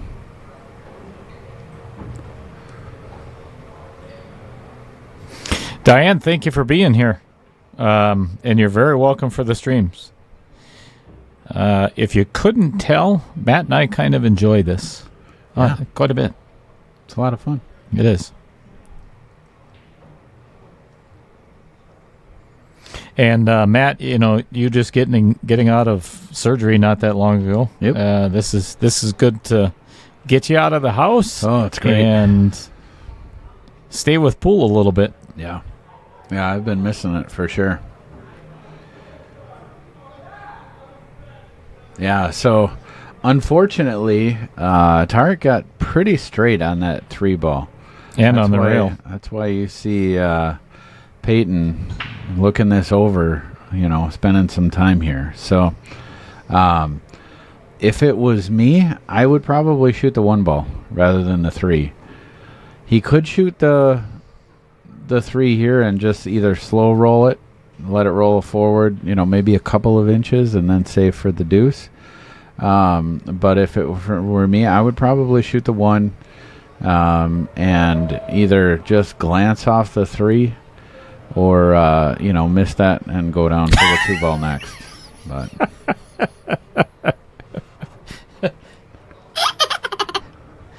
Oh, thank you, Amy. Tell Corbin and Jamie I said hello, please, and can't wait to see you guys in 5 weeks. 5 weeks? Yep, we're gonna in 5 weeks. We're gonna get to that right after this game because lots of people already know, but we're gonna say it again. Well, I'm not Lots of part juniors that are going to lot. be coming into Oshkosh to play some pool. Now we're talking. Thank you, Ron Olson. Much, much, much appreciated. All right, so this is a huge opportunity for Kyle and Nick here. They had left a wide open table to Tarek and Peyton. And with that straight in ball, Peyton tried to force it a little bit, tried to do a little bit extra with it. He kind of needed to with that straight in ball and bobbled it. So now they've got another chance at this table. Matt, if you were at the table as being Scotch doubles, would you play this 11 now or play the 10 and try to get maybe a little bit closer to it? Yeah, I would not play the 11 now. Okay. That's a tough shot, especially to get started. And since he has a few other balls on the table that could give him a much better angle to that ball, for that reason, I would probably I would go the other direction. You saw he was focused on that, looking at that. So with pretty much every single shot now, it's a matter of trying to get that, better angle on the 11, which I think he did. It came up into the 3 and nudged it a little bit, but I believe he got past it enough to where he can shoot the 11. So now it's just a matter of getting that ball out of there, and should be in good shape. So Al Holden said I should get 5 wedges of cheddar. So I can't do that because there's, of course, myself little cheddar, but then there's string cheese in San Francisco. She's the tall, skinny one. So we can't do a wedge of cheese. Our oldest daughter is string cheese. Oh, I see. Then our son, he had some hygiene issues when he was younger, so we call him Little Limburger. And then of course baby cheddar, and then Mrs. Cheddar. And nice. she's a teacher in Hortonville, so we call her Sharp Cheddar. So there it is. Yeah, we have to. It can't be all cheddar. So, Right. So you could have a a picture of a cheese with some stink coming off of it. Oh, yeah. It's coming. So that 2 does not go directly into that pocket down by the 11, but it definitely goes off the rail, off the 11 into the pocket. So I'm thinking that's what... Or he could hit this with some inside English and maybe get into that 2 to where it does go. Uh-oh. No, that's... Well, which 5 ball is he going to shoot next? I'm guessing the orange 5. That, I mean, I haven't ever played that way, but that would be my guess. And that is the correct color for the 5 ball. Okay, thank you. In case anyone was wondering. What's the correct color for the 4? Purple. Damn it. So if you remember way back when I first started streaming here at the Varsity Club, I had a pink 4 ball, and Matt Strong is the reason why I no longer have that set of balls. The horror. Pink 4 ball? Come on. Stick with the same colors. Just leave them. They're fine. You don't need to change colors all the time. It's actually cost professional players matches because they keep changing that. That is true. I think that 2 ball goes by the 11. Wow. Way to commentate after the shot, Matt Strong. Hey, that's what we're here for. Let's give you some personal applause there. That was nice. I didn't think for a second that thing would pass there. All right. No problem. Well, I'll tell you what. This isn't a gimme. No, this is a huge game, too. There's a huge shot on the 8, I should say. No. Oh, commentator. And a scratch. Oh. Nice. Wow. Well, I'll tell you what. If Kyle and Nick don't get out here. Kyle and Nick need to jump off their chair. I would both be at the table right now if I was them. Right. Well, if I would probably bank the 14 first here.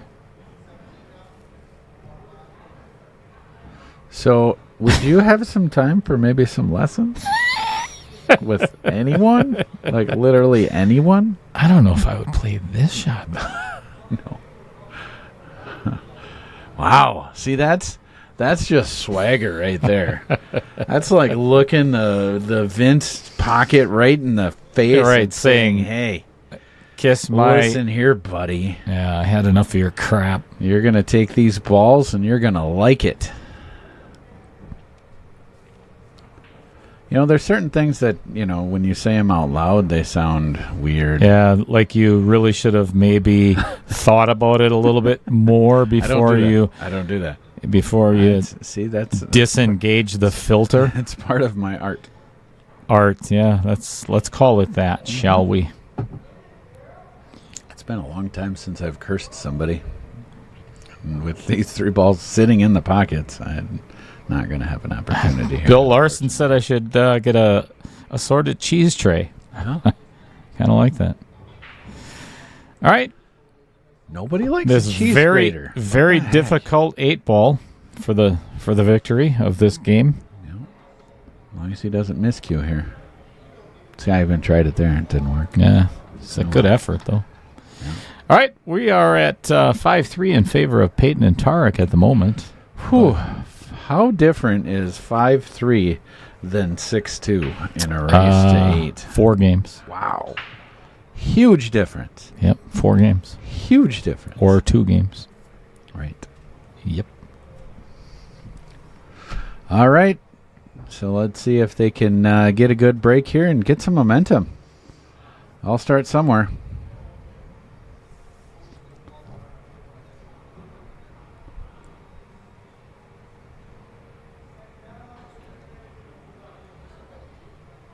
Breaking off the side rail. Typically going second ball if you're breaking off the side rail, breaking 8 ball. Very nice. See it. That 13 just kind of dipping in the side there made this much more attainable for Kyle and Nick. So stripes are definitely the better option here. 2 ball and the 1 ball are kind of tricky. The 3 ball may or may not go by the 14. So stripes are obviously the better option. The one drawback to that, though, is the 8 ball. Mm-hmm. That 2 ball, it's a big ball. where it is, that the 8 ball is going to be tough. So you're either going to have to move it or find some way to get the cue ball into a fairly tight window down on the end of the table. Basically, you want to get the cue ball pretty much where that 4 ball is. Leave yourself a thin cut on the 8. Otherwise, they're going to have to move it. So,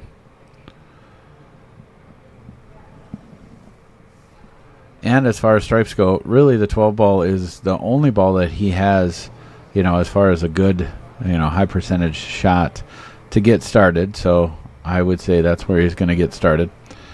Come out, really making the rest of the balls, I don't think is going to be too tricky. A stop shot on the 9 ball leaves you almost straight in on the 14.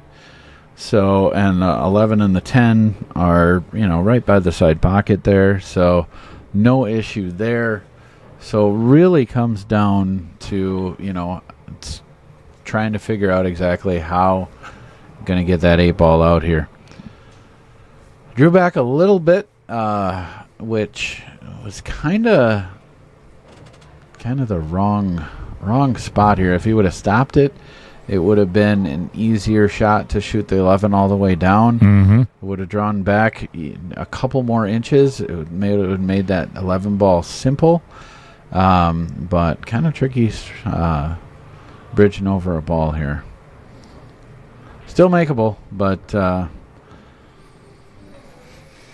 handles it without a problem. Yeah, I actually there's a really good possibility on an out here. Yeah, if they can get the right angle on this 10 ball. I'm thinking they're probably going to leave the 10 for last. Yep. Shoot the 9, Definitely. float down for the 14, take the 15, 10, and.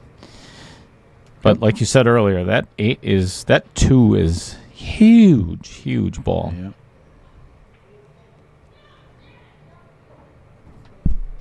Those big blue balls get you every time.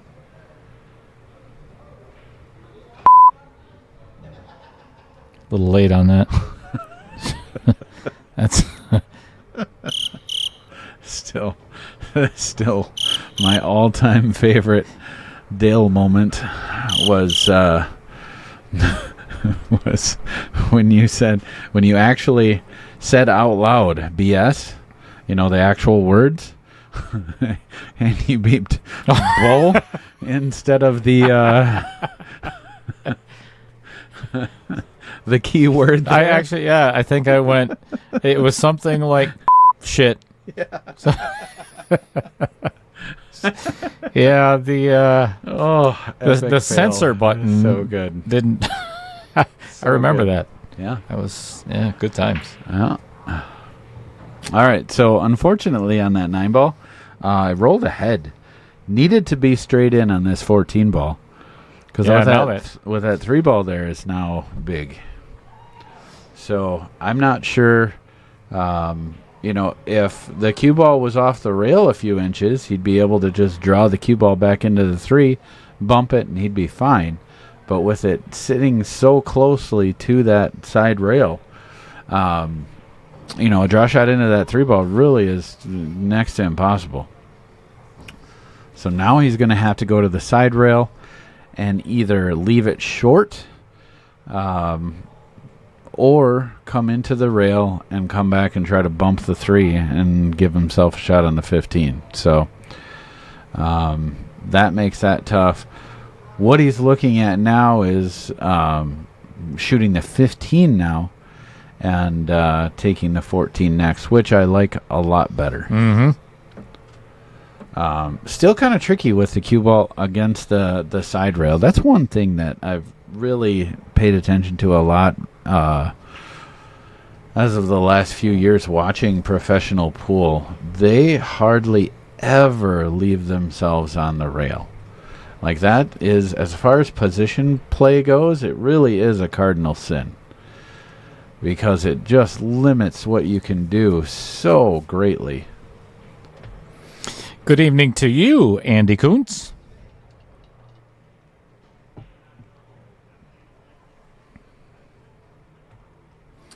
He doesn't like it. Doesn't like it at all. I don't blame him. No, I don't blame him either. This is not easy. No. I actually think I would play the 14 and hit it a little firm to run into the backside of the 3 on purpose. So then I'm almost guaranteed a shot on either the 10 or the 15. Yeah. Yeah, that's definitely true. But, man, you take that 10 ball away for the ball before the 8, and it really... Yeah, that is true. So, I mean, basically, you're right. He's got a shot on the 10. But, man, getting on that 8 ball is going to be really difficult for the 15. I think he, even though this is hard, he has to play the 15 first. To go from the 10 to the 15 is really tough. Or, can he pull it over by the 7? Yeah, I think he can draw. He doesn't even need to draw it all the way over to the 7. Or that direction, yeah. Because he's going to need to come down table off the 15, so... a sharp-ish angle on the 15 isn't the end of the world. The problem is the traffic. Mm-hmm. That 3 ball where it is going to prove to be very problematic. There you can see what Matt's talking about. That's almost a 50-yard line on the 15. That's pretty tough. And yeah, you can't play the 10 down by the cue ball down by the 4 to come back up either. No. And there's a tiny, tiny window between the 4 and the pocket. Thanks for joining us, Andy. Guess what? Thanks to you and all of the other fine folks, the viewers, you weren't here earlier. So let me put it up there just real briefly. Right in the middle of his shot. He was looking at that shot for like 3 minutes, and you put that up there just as he pulls the trigger. Perfect. That's where the mediocre commentary comes into play. Yeah.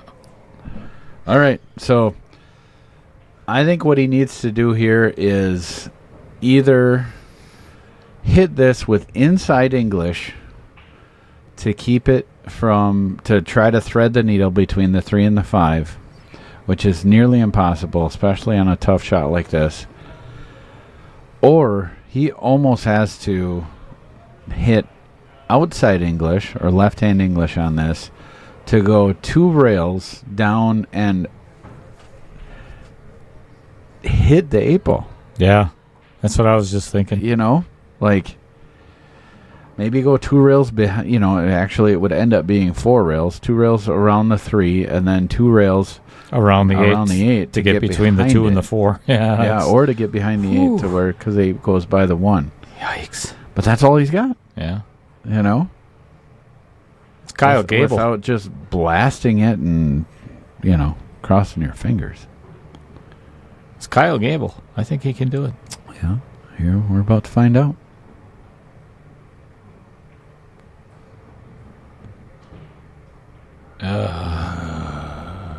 Well, Nick can kick this in. Yep. And that 6 might be a big helper. Might be a bit of a funnel. Let's have a fun view, shall we?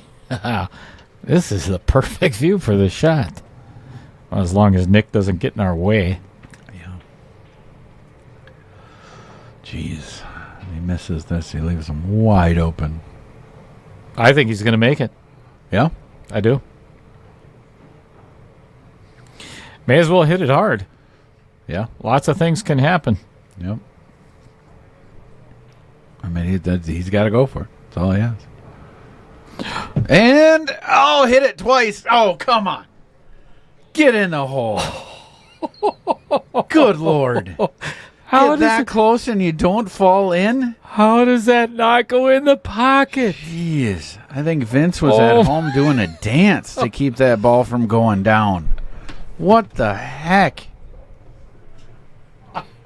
Jeez. Wow. That's unbelievable. No kidding. I thought it was going in. Look at the overhead view. Yeah. I mean, that ball That's is, deep. you can't even, if you're just tuning in and looking at the table, you won't even see that ball. Right. That's incredible. Man. And the fact that the cue ball got so close makes this a little tricky to get started. He did, too. You know, I was It even came into thinking, play. why would you play that shot? Yeah, I mean, the that thing was- is you needed to separate those two balls. What a to huge where the miss. six goes. Yeah. Yeah, it was. But that's a tough shot to get started on. Yeah. How long was he sitting in his chair before he came up to shoot that ball? I would say a solid 10 minutes. Oh, for sure. You know, because the other guys, they got out of line on that, and they really had to figure. So shooting, that last turn for that team probably took close to 10 minutes. And that is a tough one to come into and just fire in the side pocket. Andy, there will be no spinning of the wheel to decide the placement of my tattoo, even though I know you suggested it a couple of times already. It's not going to happen. What? Just What not was the gonna happen. suggestion? He wanted me to put a whole bunch of goofy things on my wheel. Cheese graters? Yeah, and to decide where I get the tattoo and what the tattoo is going to be, and then just spin the wheel. Nice. I have a 2-word answer for that, and it starts with no. First word Jude. sounds like buck. Judy or Ed, what's going on? I hope it. Well, actually, probably both of you. How you doing tonight? I'm doing great, cause we hit 1,000 subscribers. 1,000. And of course, yes, that 8 did not go in the Vincent Didio Memorial pocket. Of course. Would you expect any less? It did when Kyle hit it. It sure did. Well, as Matt said at the end of the last game, massive difference between 6-3 and 5-4. No kidding. Michael Parker obviously is rooting for a Hill game. Aren't we all? I mean, honestly, race to 8, race to 7. It's a long-ish race, but one game, I mean, basically the first game is really the only one that doesn't have, such a huge difference between, going one direction or the other. That's a good point. That's a very good point. Especially in 8-ball. Yeah. We got a ball game, folks.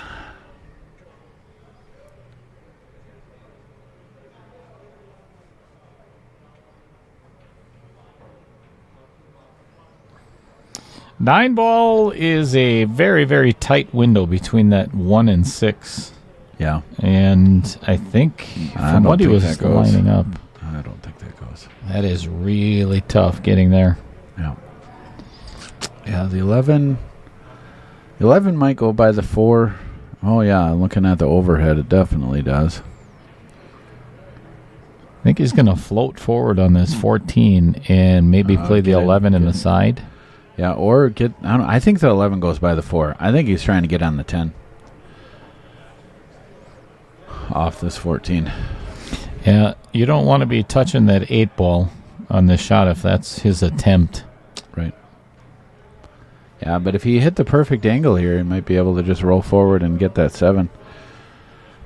And theoretically, if he could hit it with a little bit of pace, maybe get that 7 out of there too.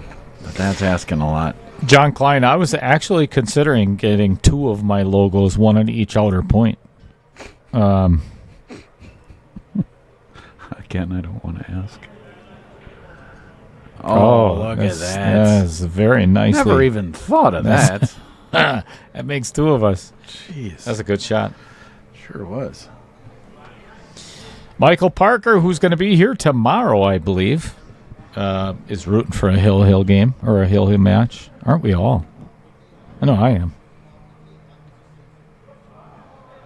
We went hill in the first match of KO 4.0. Why not make them all that way? Yeah. That was a fun match, too. Who was it? Pork and Xander Rasmussen against Ronnie Olson and Derek Tauschik. Oh, okay. Well, balls kind of moved around on that, but it came out fairly well for Peyton and Tarek. That 9-ball still needs to be negotiated, though. Maybe play a carom off the 6 here. Problem is, they don't have a lot of balls left to really have much for options, so... True.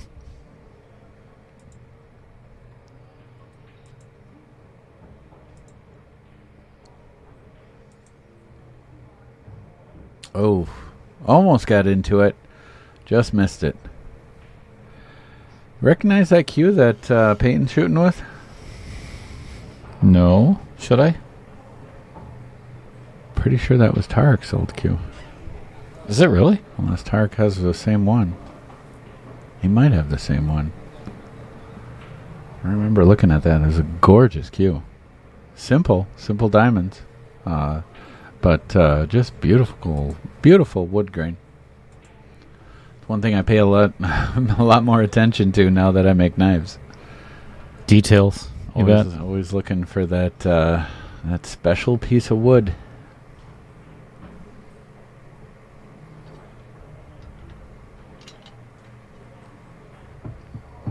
Yeah, I'm pretty sure that is Tarek's old cue. And by old, I mean like 2 months.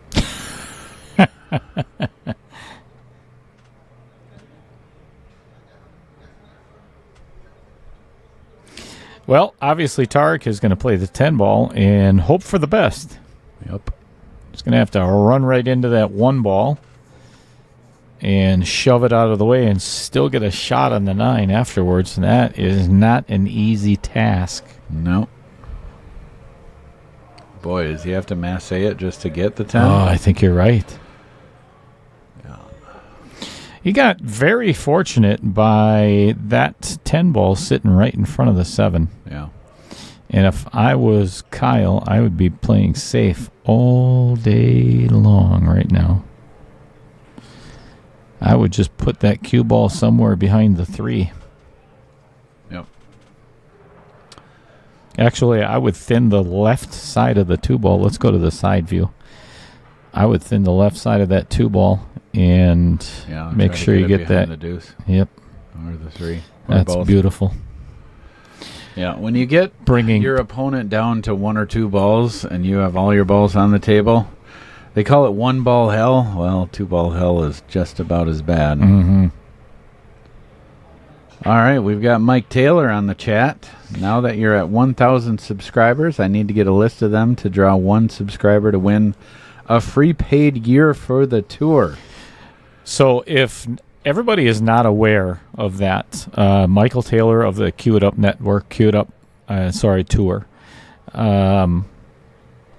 put the challenge out there when he had the Cue It Up Elite tournament here at Varsity Club.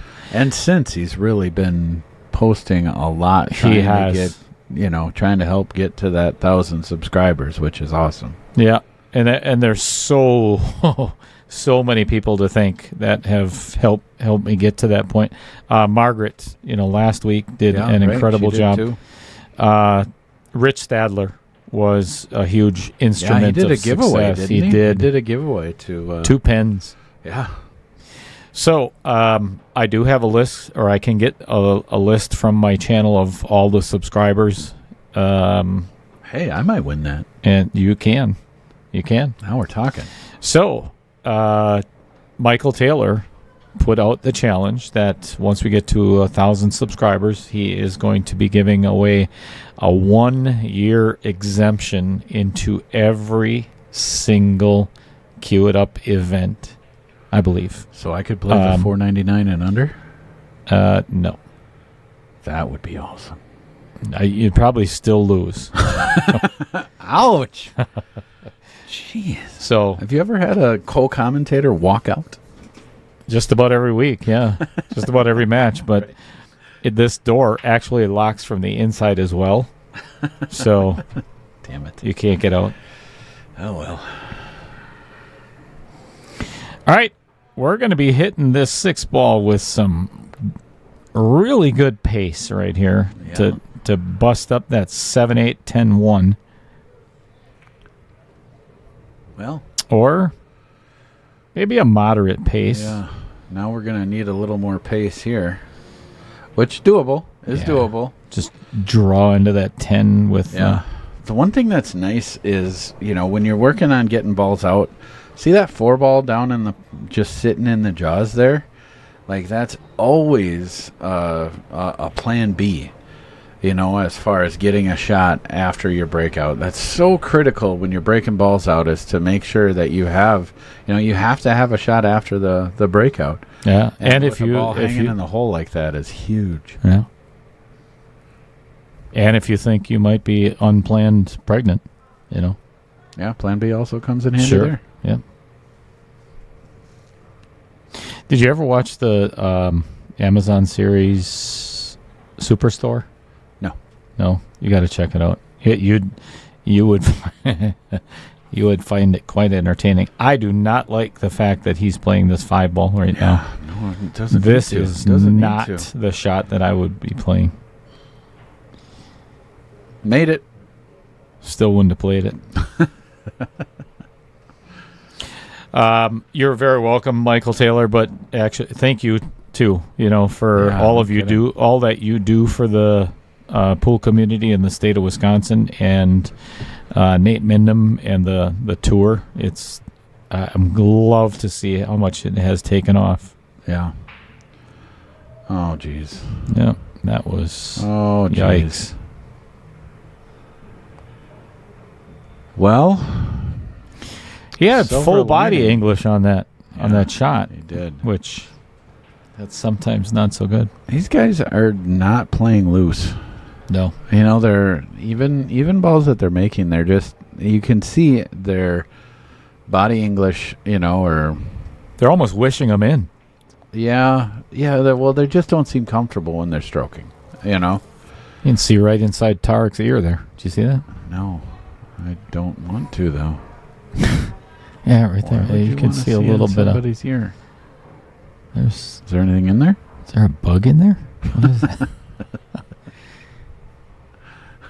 When It's you got a run out of tick. things to say on the stream, start guessing what somebody has in their ear.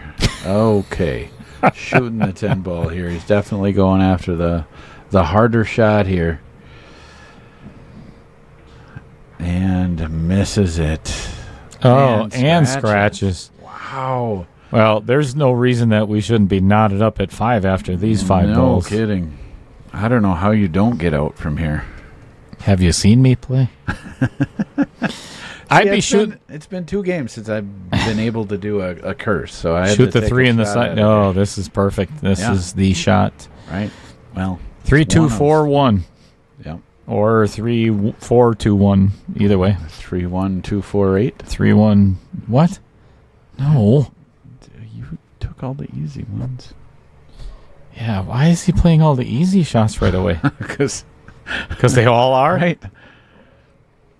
Kyle was not going to miss that 2 ball a Nope. second time. Nope. Boy, they as unfortunate that Nick and Kyle got earlier in the match, they have gotten really fortunate the last couple games True story. to get back at tables that they would typically not have an opportunity for. No doubt. No doubt. Got to take advantage here, which they look like they're doing just fine here. So Yeah, and this is not one. Okay. Little inside spin on that, which Yeah. kind of needed yeah, to hold it there. No gimme on this table. That 8 ball is not a simple shot. yeah. And if he hits this with any pace, that cue ball could scratch. Indeed. I don't think he's going to hit it that hard, but It's a possibility. Well, he did. Fortunately, it wasn't that angle, so we're all tied up, folks. Why not? Why wouldn't we? Yeah. All right, let's go to Sponsor Spotlight. And Matt is going to say exactly what it said, or you can ad-lib. You can do whatever you'd like because John Kramer is one of your friends. So John Kramer say whatever is you one of want. my very best friends. And a few years ago, he started the Wisconsin Billiards Hall of Fame, a nonprofit organization that recognizes and honors the individuals who have made a profound impact in billiards through exemplary talent, dedication, and their contributions to the sport in our state. One of the things I really like is there are a lot of different, there are multiple criteria that can get you into the Hall of Fame. It's not, you don't have to be a good pool player. I think so I still have a chance? Yeah, right. Me too. Me too. Fingers crossed. I'll vote for you. Yeah, all right. Well, we'll make make a pact. I'll vote for you if you vote for me. But yeah, so I think it was 2 years ago. A guy named Bruce Vensky. He is a guy that I don't know. I know of now, basically thanks to the Hall of Fame. But he was back in the years of the Milwaukee Sports Show, which have long been gone. But he was known for running the tournaments. BCW. And he would put on a phenomenal tournament. And not only run the tournament, but he also would write articles about the tournament. And not just, okay, this guy got first, this guy got second. Like, would follow the winner's path through the tournament, saying, had a hill match with this person and lost his first match and crawled all the way back through 3 hill matches. Like, really put in some time and effort, to make, it was like reading a magazine article. Right. Yeah. Right. And it's, even though I don't personally know him, through this capacity, but one thing I notice is all of the older players that, the other players that I do know that have played tournaments that were run by him all speak of him with, great reverence. And it's just really cool to see that, it's not just about being a good pool player. It's about your contribution to the Wisconsin pool community. Mm-hmm. But yeah, if you're not a member of Wisconsin Billiard Hall of Fame, get out there and do it. It's $10 a month, or $10 a month, $10 a year. You can get a 5-year, your best value there for $40. But if you have not participated in the banquet for the induction ceremony every year, do it. It showcases the best parts of this Wisconsin pool community, and I have been brought to tears pretty much every single year, Every banquet, by all the different speeches. Just the atmosphere is such a great atmosphere.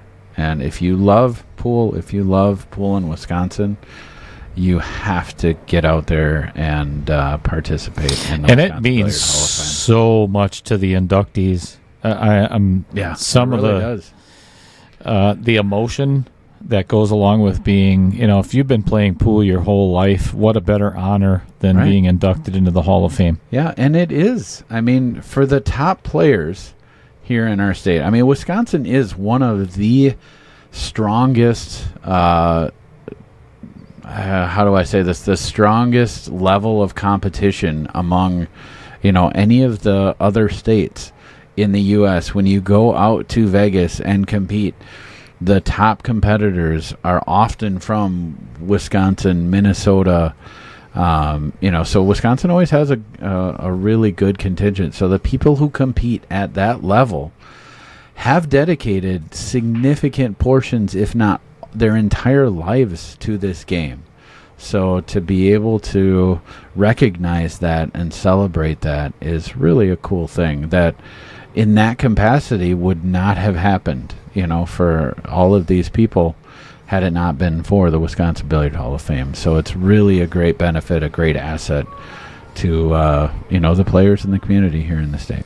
Yeah, and I know John is helping several other states do the exact same thing for their players as well. And it's... Why wouldn't you? Yeah. And such a great idea. You think about that. So why John Kramer should be in the Hall of Fame himself. For that, He's not that great of a player, but, he's not really that great of a guy either. No. I was really hard up for friends in college. So, that just... Sure. Kind of how that you got it. Yeah, happened. You got to do. I understand. I totally get it. But no. Wow. That's how you play safe, folks. Holy cow! I froze him on his own ball, and he still has no shot. I think he might be able to play the 11 off the 9 in the corner by the 6, the 6 and the 10. Yeah, you just called it. Kick at it. This may go. It may not too. Wow, there's some great commentary. Wait. See, I try to see the other side, Oh, wait, nobody can see that. We just high-fived each other. Right. Yeah, sometimes you come across that nugget that's just really good. That was mine for the night, so don't expect anything good from me here on out. I didn't from the moment I asked you to commentate. Actually. Yeah, right. You did say that you asked everybody else, and nobody else was available, so... Yeah, it's Sunday, Sunday afternoon. Yeah, you're welcome. You betcha. Did he call the 11 or the 9? He called... He's aiming for the 9. He's aiming for the 9. Yeah. Oh, he scratched again. Whew. I'll tell you what, if I'm at the table, I'm shooting the 6 right now. No kidding. That 4 is going to be... Exactly where he's going. Yeah, that 4 is going to be my last ball. 4 is going to be tough. Well, I don't know. You got to make sure you get the right angle on that 4 ball. Otherwise, I don't think it goes. That's the expert commentary. If you want to take some lessons from anybody at the varsity club, I would recommend not Matt Strong. I would start with Margaret and Tyler. Yeah. And then if they're not available, just about anybody else. Then give me a call. No, I wouldn't do that either. Whew, he almost missed that. Yeah, he seemed a little worried about that ball going in. That honestly, that is a good example of they're just not comfortable. They're coming back. They're on a roll. They have all the momentum right now, and they just don't look comfortable at the table. One of the things that I have enjoyed more than anything, I mean, it's, chatting with the viewers and everything, that's a thrill to me. But even at the top level, every single person on this stream has been nervous. Yeah. We have never yet seen a lights-out game by anybody. Yeah. Nobody has brought their best all-out game. I love it. Yeah. You play on this stream table, and you're going to have to work for it. Yeah.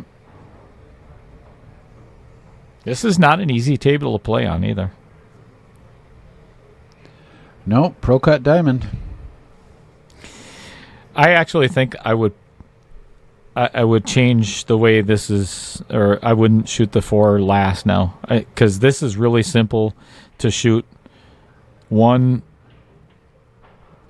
Shoot the 4, then the 4, 2, 4, 2, 3, 8. Yeah. Yeah. Or 3, 4, 2, 8. The fact that he's straight on the 3, I would take it first. But yeah, I like that. Yeah. Now he's going to play the 4, 2, 8. Yeah. I don't think he's going to bank the 2 here.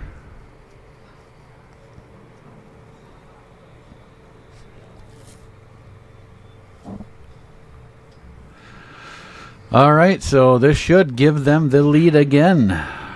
Since I think they were up 2-1. You are correct. That was the last time they were ahead. You are correct. So this should put them up 6-5 as long as he doesn't rattle this 2 ball. Dang it! Try it again. Didn't work. Oh, Vincent Didio Memorial Pocket. Oh yeah, coming up. So close. Coming up. Oh, I've seen it happen. How do you jinx him though? There's no way. Miscue? As long as he doesn't miscue here, he's good.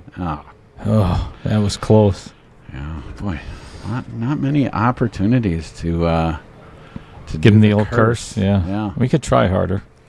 Yeah, I will. I wonder if I we will, could. Dale. Could we? That's it. Damn it. I am going to try harder to All right, curse cool. somebody. Can you maybe we could knock on the plexiglass in the front of the booth in the middle of one of their that would shots? do it, but that's not a curse. That's just a straight up Oh, shark. that's a shark, yeah. Yeah. And I do have the anti-shark cam up and running.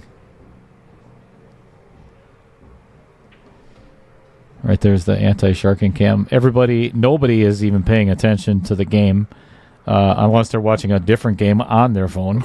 Right. Damn kids. Jeez. Kids and their phones. All right. We got a good break with a bad result. Yes, he made a ball, but man, what does he have? Stripes. Thin cut on the 12? Yeah, I'm going to That's have it. to. That's it. That's And not. That's actually challenges- not bad, actually.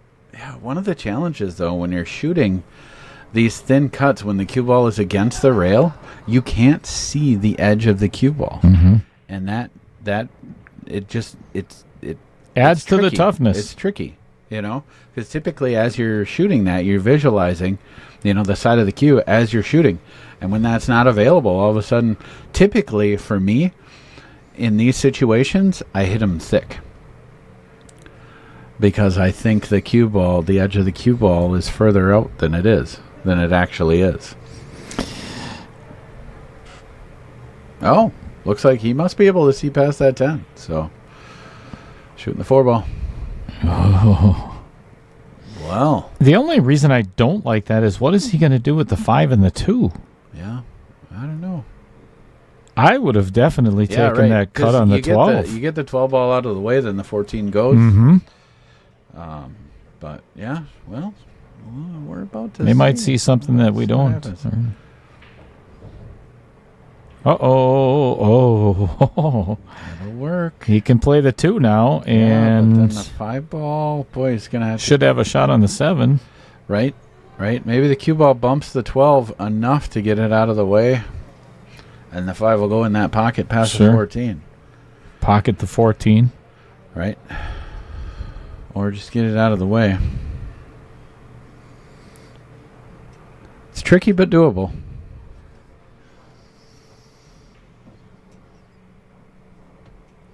John Bloom, greatly appreciated. Thank you.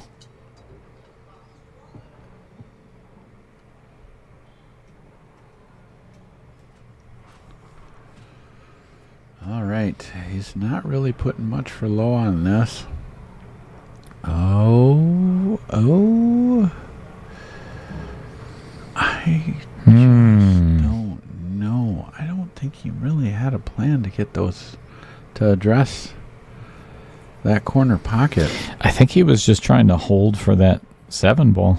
Yeah. And Boy, he's almost going to have to try to come into the 5 off the 7 here. I think you're 100% correct. That would be what I would do.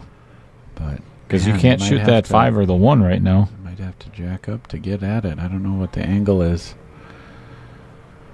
As long as he can cue directly at the cue ball there, without having to jack up, I think don't he's mind it. I think he's okay with If that. he's got to jack up, that's a really tough shot.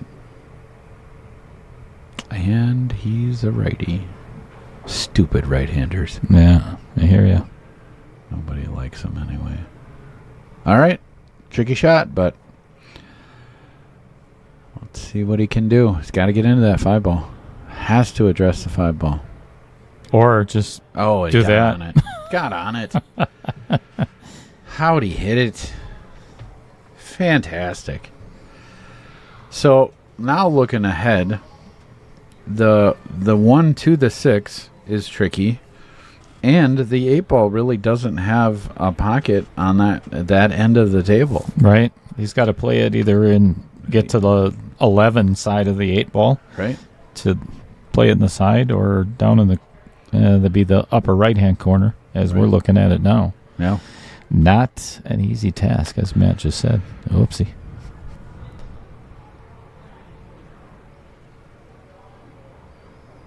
Man.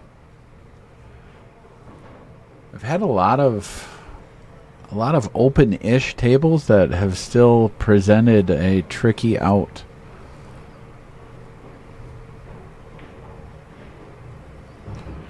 All right, so this should give him the angle on the one that he needs, which is good.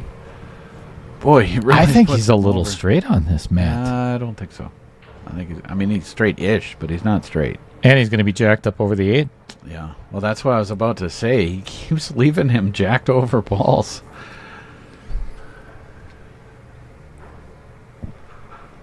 And then the problem is when he gets on the 6, what's he going to do the 8? As hard of a shot as it is, I would actually consider playing the 6 first, the super thin cut, and let that cue ball run wild back and forth. But then how's he going to get on the 8 off the 1? I don't know. Yeah. How's he going to get on the 6 off the 1? I mean, Play the right now, what he's looking at is putting some inside English. He seems to be pretty comfortable putting inside English. Get on the short side of the 6? Yeah, the Dale side of the 6. Oh. Half? I haven't gotten more than a half a laugh all night. Yeah, I don't like that though. I just don't.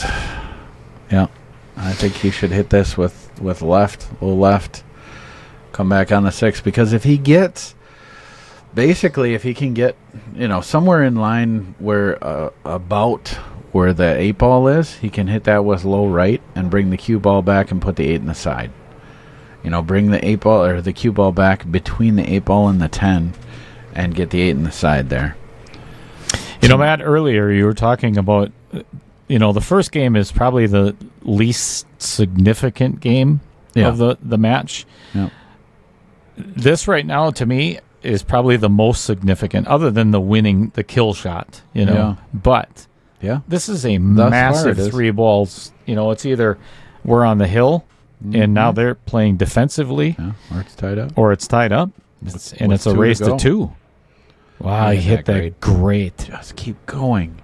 Yeah. See, that's exactly what I was talking about as far as coming back and getting that angle. So I don't think he's got a cue over the 8 ball. So I mean, that really was pretty much the best possible outcome off that shot. As far as this angle to the 6 is, all he has to do is put low right on this to bring the cue ball between the 10 and the 8 and put the 8 in the side. And being Pride Month, he could probably put a little drag draw on it, Drag draw. Look at this shot. See? There it is. That's beautiful. It is. What a great shot to get. Yeah, but that angle on the 6 is what gave them this rack. That was a massive Kyle shot. had a great shot there. Well, Kyle and Nick have come back from being down 5-2 and won the last 5 games. You want sponsors? Nope. Okay. They're both on their phones. So is Kyle. What are we doing, folks? Come on. Let's talk about at the table. Play something else, but let's talk about Andy Kuhn's for a little bit. The largest pool Facebook group in the entire Midwest is because of Andy Kuhn's and his team. I didn't realize that. Team of That's folks. Incredible. Yeah, Wisconsin Pool Players Society. Yeah, he just congratulated you on 1,000. All right, and he's got 10,200 members. 10,200 members. Members. Yeah, that's pretty incredible. Jeez. That's awesome. Hats off to Andy and the gang. Andy's been at it for a while too. Andy, I believe you're on. I don't know if you're on yet, but if you are, when did you start? When did you create the page? Actually, he mentioned that not that long ago, and I forgot what it was, Andy. It had to be probably 15 years ago. I would say so.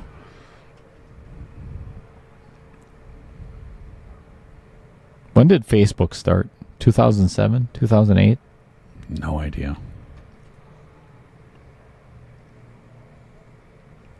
What year did Facebook start, everybody? I guarantee you somebody in the chat is going to know. Maybe that, or they're ask, going to Tarek or Peyton. They'd probably look it up on their phones. right now. They probably already have the answer right now. Yeah. They're calling in answers. Well, although 2014. That was 10 years ago. Oh, that's awesome. Nice work. That's 1,000 a year. I hope I get that. Well, no, I'm going to need to make that a little bit faster. 2010. What are you? Is Andy drunk at home? Which one is it? He doesn't want people to know that. 2014 or 2010? 2010. So 14 years ago? I was closer. He's not I was sure. closer to what my guess was 15 years. Because I've known my only wife. I was going to say, do you have more than one? Uh-oh. Vincent Didio. For just over 10 years. And oh, look at where that 8 ball just ended up. Jeez. Wow. That is a massive advantage for solids. Kyle and Nick. For solids. Massive advantage. Yeah.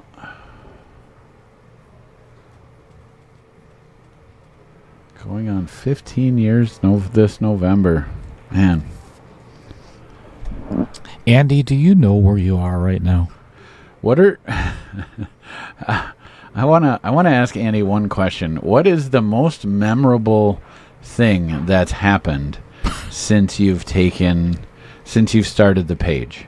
Like just your one, and it doesn't have to be the most, like top 3, whatever. One of the thing that comes to mind as far as the most memorable thing that's happened as far as event or This should be a good answer. whatever. Yeah, because there's been some crazy 14 years. I mean, that's got. And the great thing about it, there's never any drama, on Wisconsin Pool. It's all straightforward. Right. They never talk about handicap or Fargo or anything. No. And if you ever, this is one thing that I've learned. If you want to just get comments, post a video of 2 balls hitting each other at the same time and saying, was this a good hit or a bad hit? Guaranteed within 2 hours. 300 comments. Yeah, in no time. Or bring up Fargo. Yeah, right. All right, so Tarek needs to negotiate that 8 ball, and he did very, very well. Wow, that came out perfect. Well, the 9 and 14 are still. Yep, need still to be a bit of a mess. negotiated. So I would say that he's going to try to, like I said, try to get that as soon as possible. So I would just slow roll this 11 ball to leave an angle on the 15. Mm-hmm. And then try to either go 2 rails off the 15 into the 9-14,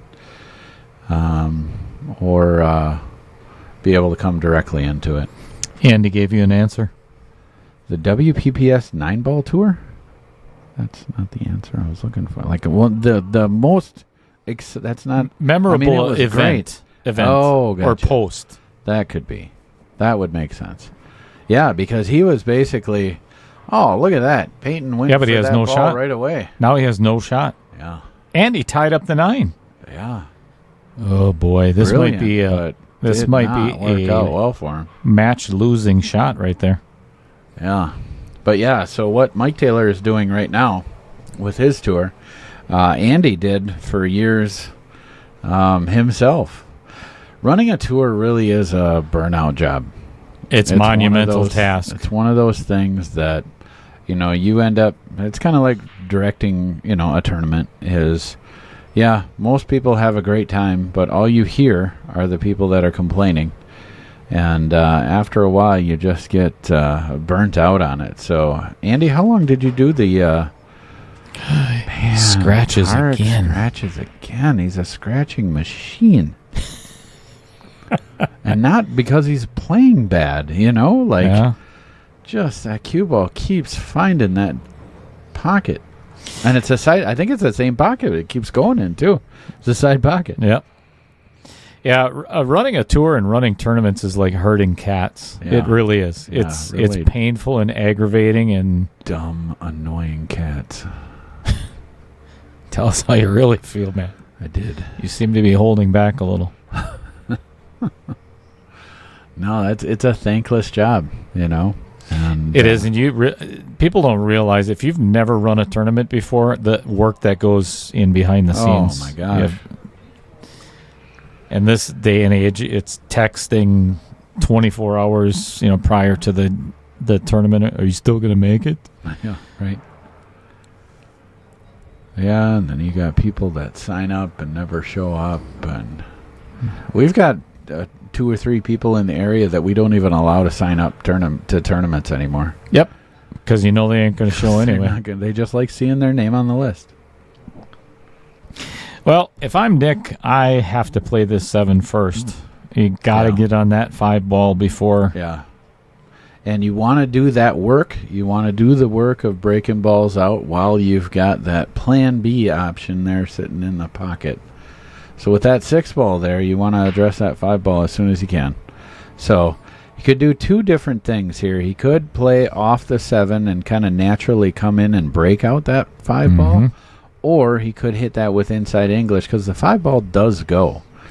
It goes in that corner pocket. So if the cue ball comes up to basically that 3rd diamond on the signed rail, he can have that 5 ball straight in. So it really has 2 options. I don't think one or the other is, that much better. Typically, you want to try to not move as many balls as you can. Try not to interrupt things. He hit that inside English. Go too far. He went right past perfect. But Kyle's going to have to play the 6 and go 3 rails and get on the 5, and that may end up being the game-winning shot. And he said the tour ran 2 years, paid out over $85,000 in payouts, including players' auction. Both years, the finals were $3,000 added. That's incredible. Wow. Oh, again, right past perfect. Look at this. No, it's not. That's... Ooh, he did. It did slow down. I thought really good pace. That was going to go long. I think he can cut this 5 in and push that 14 out of the way and get that cue ball running past where he actually plays the 8 in the lower right. I think he's going to hit the 8. Oh, maybe not. Oh, I see what you're saying. Off the 14, off the 8, you mean? Yeah, that's a good possibility. It's so hard from the booth to really know. But yeah, I think that 14 and the 8 are a little too close to avoid that 8 coming out of there. I think I'd just blast it. Close your eyes, yell fire in the hole, and just drill it.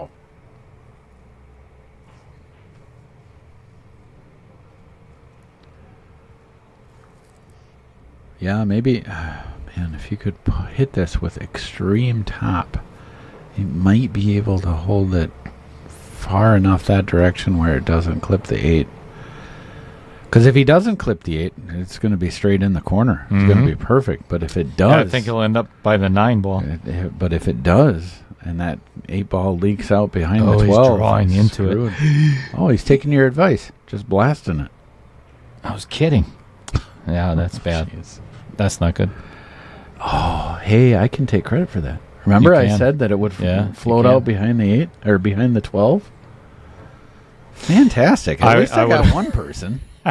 Jeez, I've been trying all night. I would have never drawn into that, though. Yeah, that's tough. It's so tricky with that. If you, on those, and pretty much all shots, but on that shot specifically, where you put that 5 ball in the pocket makes such a big difference. 100%. Because if you hit that short in the pocket, it's going to come off so much thinner and hit so much less of the 8 ball. But if he hits that thick to the pocket, he probably hits enough of that 8 ball it comes out and he has a shot. Yep. Well, he called it in the bottom right-hand corner. Oh. Was that the pocket he called? No. Wow. Well...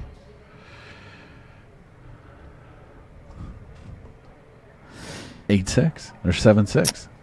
If you don't mind, I'll let you do the player spotlight of Bobby Joel Coons, and then go back to since we've Longview. Since we've been talking to Andy. I'm gonna go potty. I really gotta go. This is not enough to talk about until you get back. All right, so Bobby Joe Coons is the broker/owner of Home Sweet Home Real Estate in Waupun. She has many years of experience in residential, land, farm, and commercial real estate. For exceptional service, call 920-345-1055. All right, so great break, except for the scratch. Boy, the balls really, really broke up nice there. Unfortunately, that cue ball dropped in the side pocket.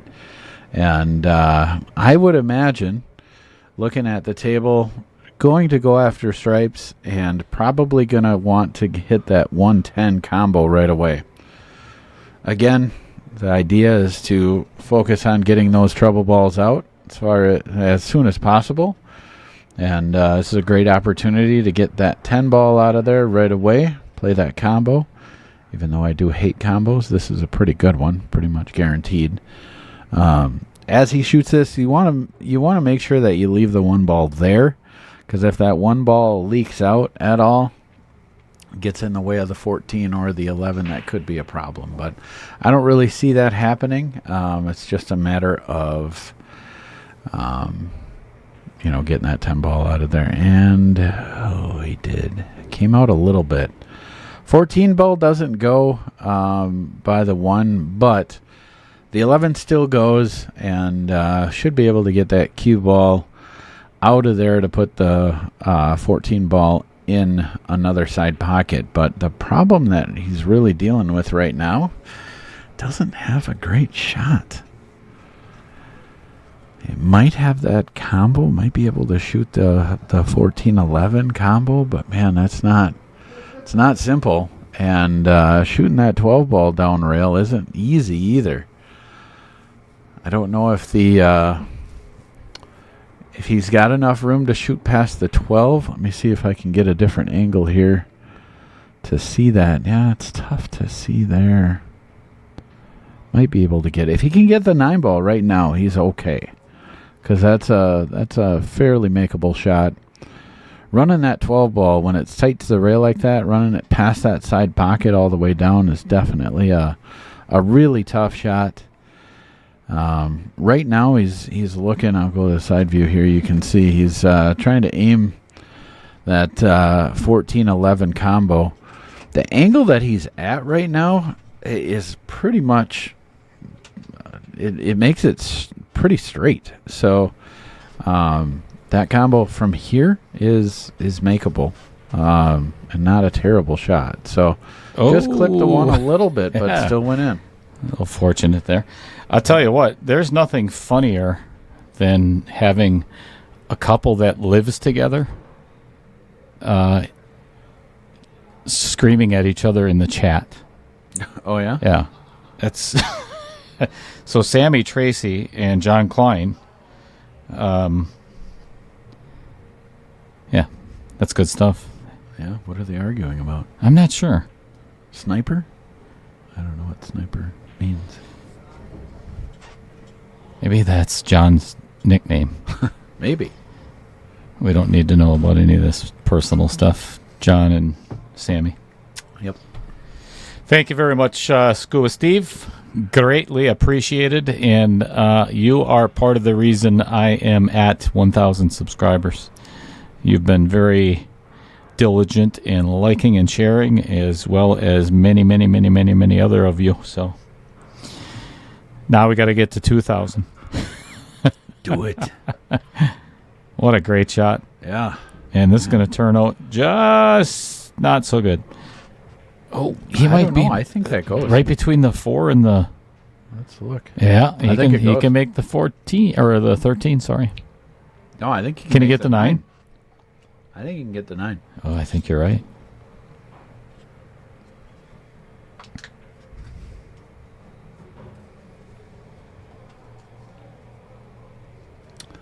Yeah, if he can get the 9, honestly, he should be able to go to the side rail, come out, basically put the cue ball right around where that 4 ball is to get the 13. and then just needs to get as straight as possible on the 12, and they are out. Whoo! Wiggled it. Wiggle it. Little wiggle. Wiggle, wiggle. Goes in, though. Yeah, you are correct. He has to get dead straight on this 12 to draw back for any the angle. That's going to be a problem. Yeah, it's going to be a problem. That would count as any angle.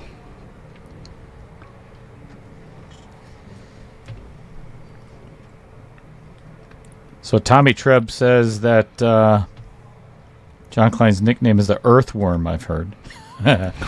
Okay. Oh, I don't need to know anymore. No, thank you for sharing that.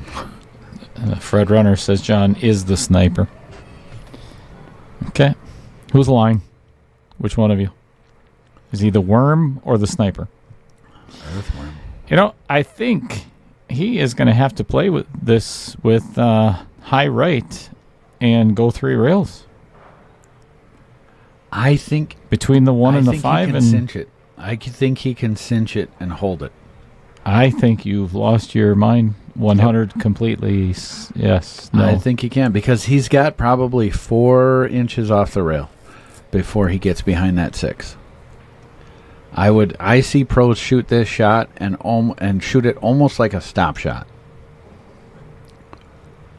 It's possible. I'm not saying it's easy, and maybe not doable for the for an amateur player, but I think it's there. He could draw into the 6 too. Yep. If he gets into it enough. Oh, he might have a shot.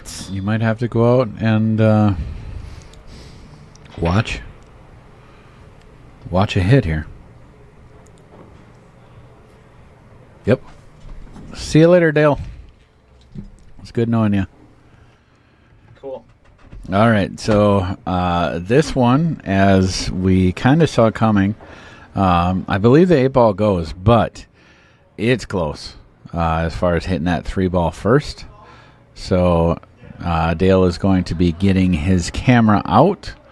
Let's see if a different angle helps this a little bit. I don't know if the side angle.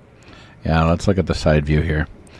All right, so doesn't have to spin it. If he spins it, makes it a little bit easier where you can hit a little bit more of that 8-ball, but I think it's makeable. To me, that looked like a good shot. There's a few different ways that you can look at the shot itself, but a big piece of it when you're looking at whether or not it hits a ball first is the angle that ball comes off, and it did not come up table, so that was a good hit, and if that was a good hit, Kyle and Nick are our winners. Wow. So you go back to Matt earlier, they were down 5-2. Yeah, they were. Came back and won. Was going the wrong way. Yeah. Like, Tarek and Peyton had all the momentum. They came back and won 5 straight games, and then Peyton and Tarek won 1 game, and here we are. What an incredible comeback. Yeah. So, congratulations to Kyle and Nick. They are moving on, and congratulations on 1,000 subscribers, my friend. Thank you. And thank you to everybody else out there, all of our viewers. I'm going to put that up there again. I don't know what to say other than thank you. Fan-effing-tastic. This is exciting. You know, we've been talking about it for a couple of months of being monetized, and here we are. So, thank you. Greatly appreciated. What a day. I was hoping it was going to be today, and right now my biggest hope is that Taylor Collar is not the 1,000th subscriber. That would be my biggest fear. You think he hasn't in subscribed life. Yet? Before today? Maybe he was saving it. You know, I think he probably was. Yeah, I wouldn't put it past him. So here's the funny thing is I've seen several people unsubscribe and then subscribe again. So yeah, I get to see everything. Right. Nice. But anyway, thank you. I want to give you a heads up again. This is what's coming up the rest of the week. Tomorrow night, Michael Parker and Josh Nelson are going to be blowing into town. If Michael Parker can get out of his flooded area, they're going to be taking on Steve Hill Martin and Zachary Hagencord. That's going to be another really fun match to watch. Do you know how Steve Hill Martin got the nickname Hill? No. They call his dad Mountain. So he's a little mountain, which is a hill. That's pretty cool. I like that story. That's awesome. Then on, let's see, I think it's Thursday, is Scott Rasmussen, Todd Rasmussen, and Mike Masevich and Fong Wen are going to be here. Then the semifinals of 3.0 start on Sunday night. I think that's Sunday night. Scott Kugel and Gray Seek. Taylor Seek, Gray's wife, is going to be in the booth with me. Oh, that's cool. That's going to be fun. I may get, the thank you for the 1,000 subscribers. We may get shut down on Sunday. And then, of course, Dan Coppins and Scott McFarlane are going to be here for the last deciding match to see who was playing in the final. So, nice. And Matt actually had a prediction. He thinks that it's going to be Scott Kugel and Dan Coppins in the final. Those are very good friends of mine, and that's the only. Well, I mean, they're both. It's good not because players. They're good players, but yes. So we didn't get through all of the sponsor spotlights tonight, but here all of them are anyway. So. Up, down the left and right sides is all the sponsors, and then there's a huge thank you to everybody that you see coming up on your rolling or scrolling credits. Thank you, Matt Strong, for being here tonight. Yeah. Greatly appreciate it. Thanks for having me. What are you doing tomorrow? Tomorrow? I might be able to. Oh, you got league. Oh, yeah. You got league. Oh, yeah. Actually, tomorrow's going to be a pretty busy day for me. But later in the week, let me know. Thank you again, everybody. Yeah, I'm at a loss for words. I knew the day was coming. I just didn't really think it was going to be this soon. I really didn't. So, yeah. Well, you people are awesome. Personally, I'm happy to have been a part of it. It's glad you are. Cool to be here and see it. Glad you are. And let's pray. Good to see your hard work pay off, buddy. Again, let's everybody pray that it wasn't Taylor Collar as 1,000. So, have an awesome evening, everybody. Thanks. Good night, folks.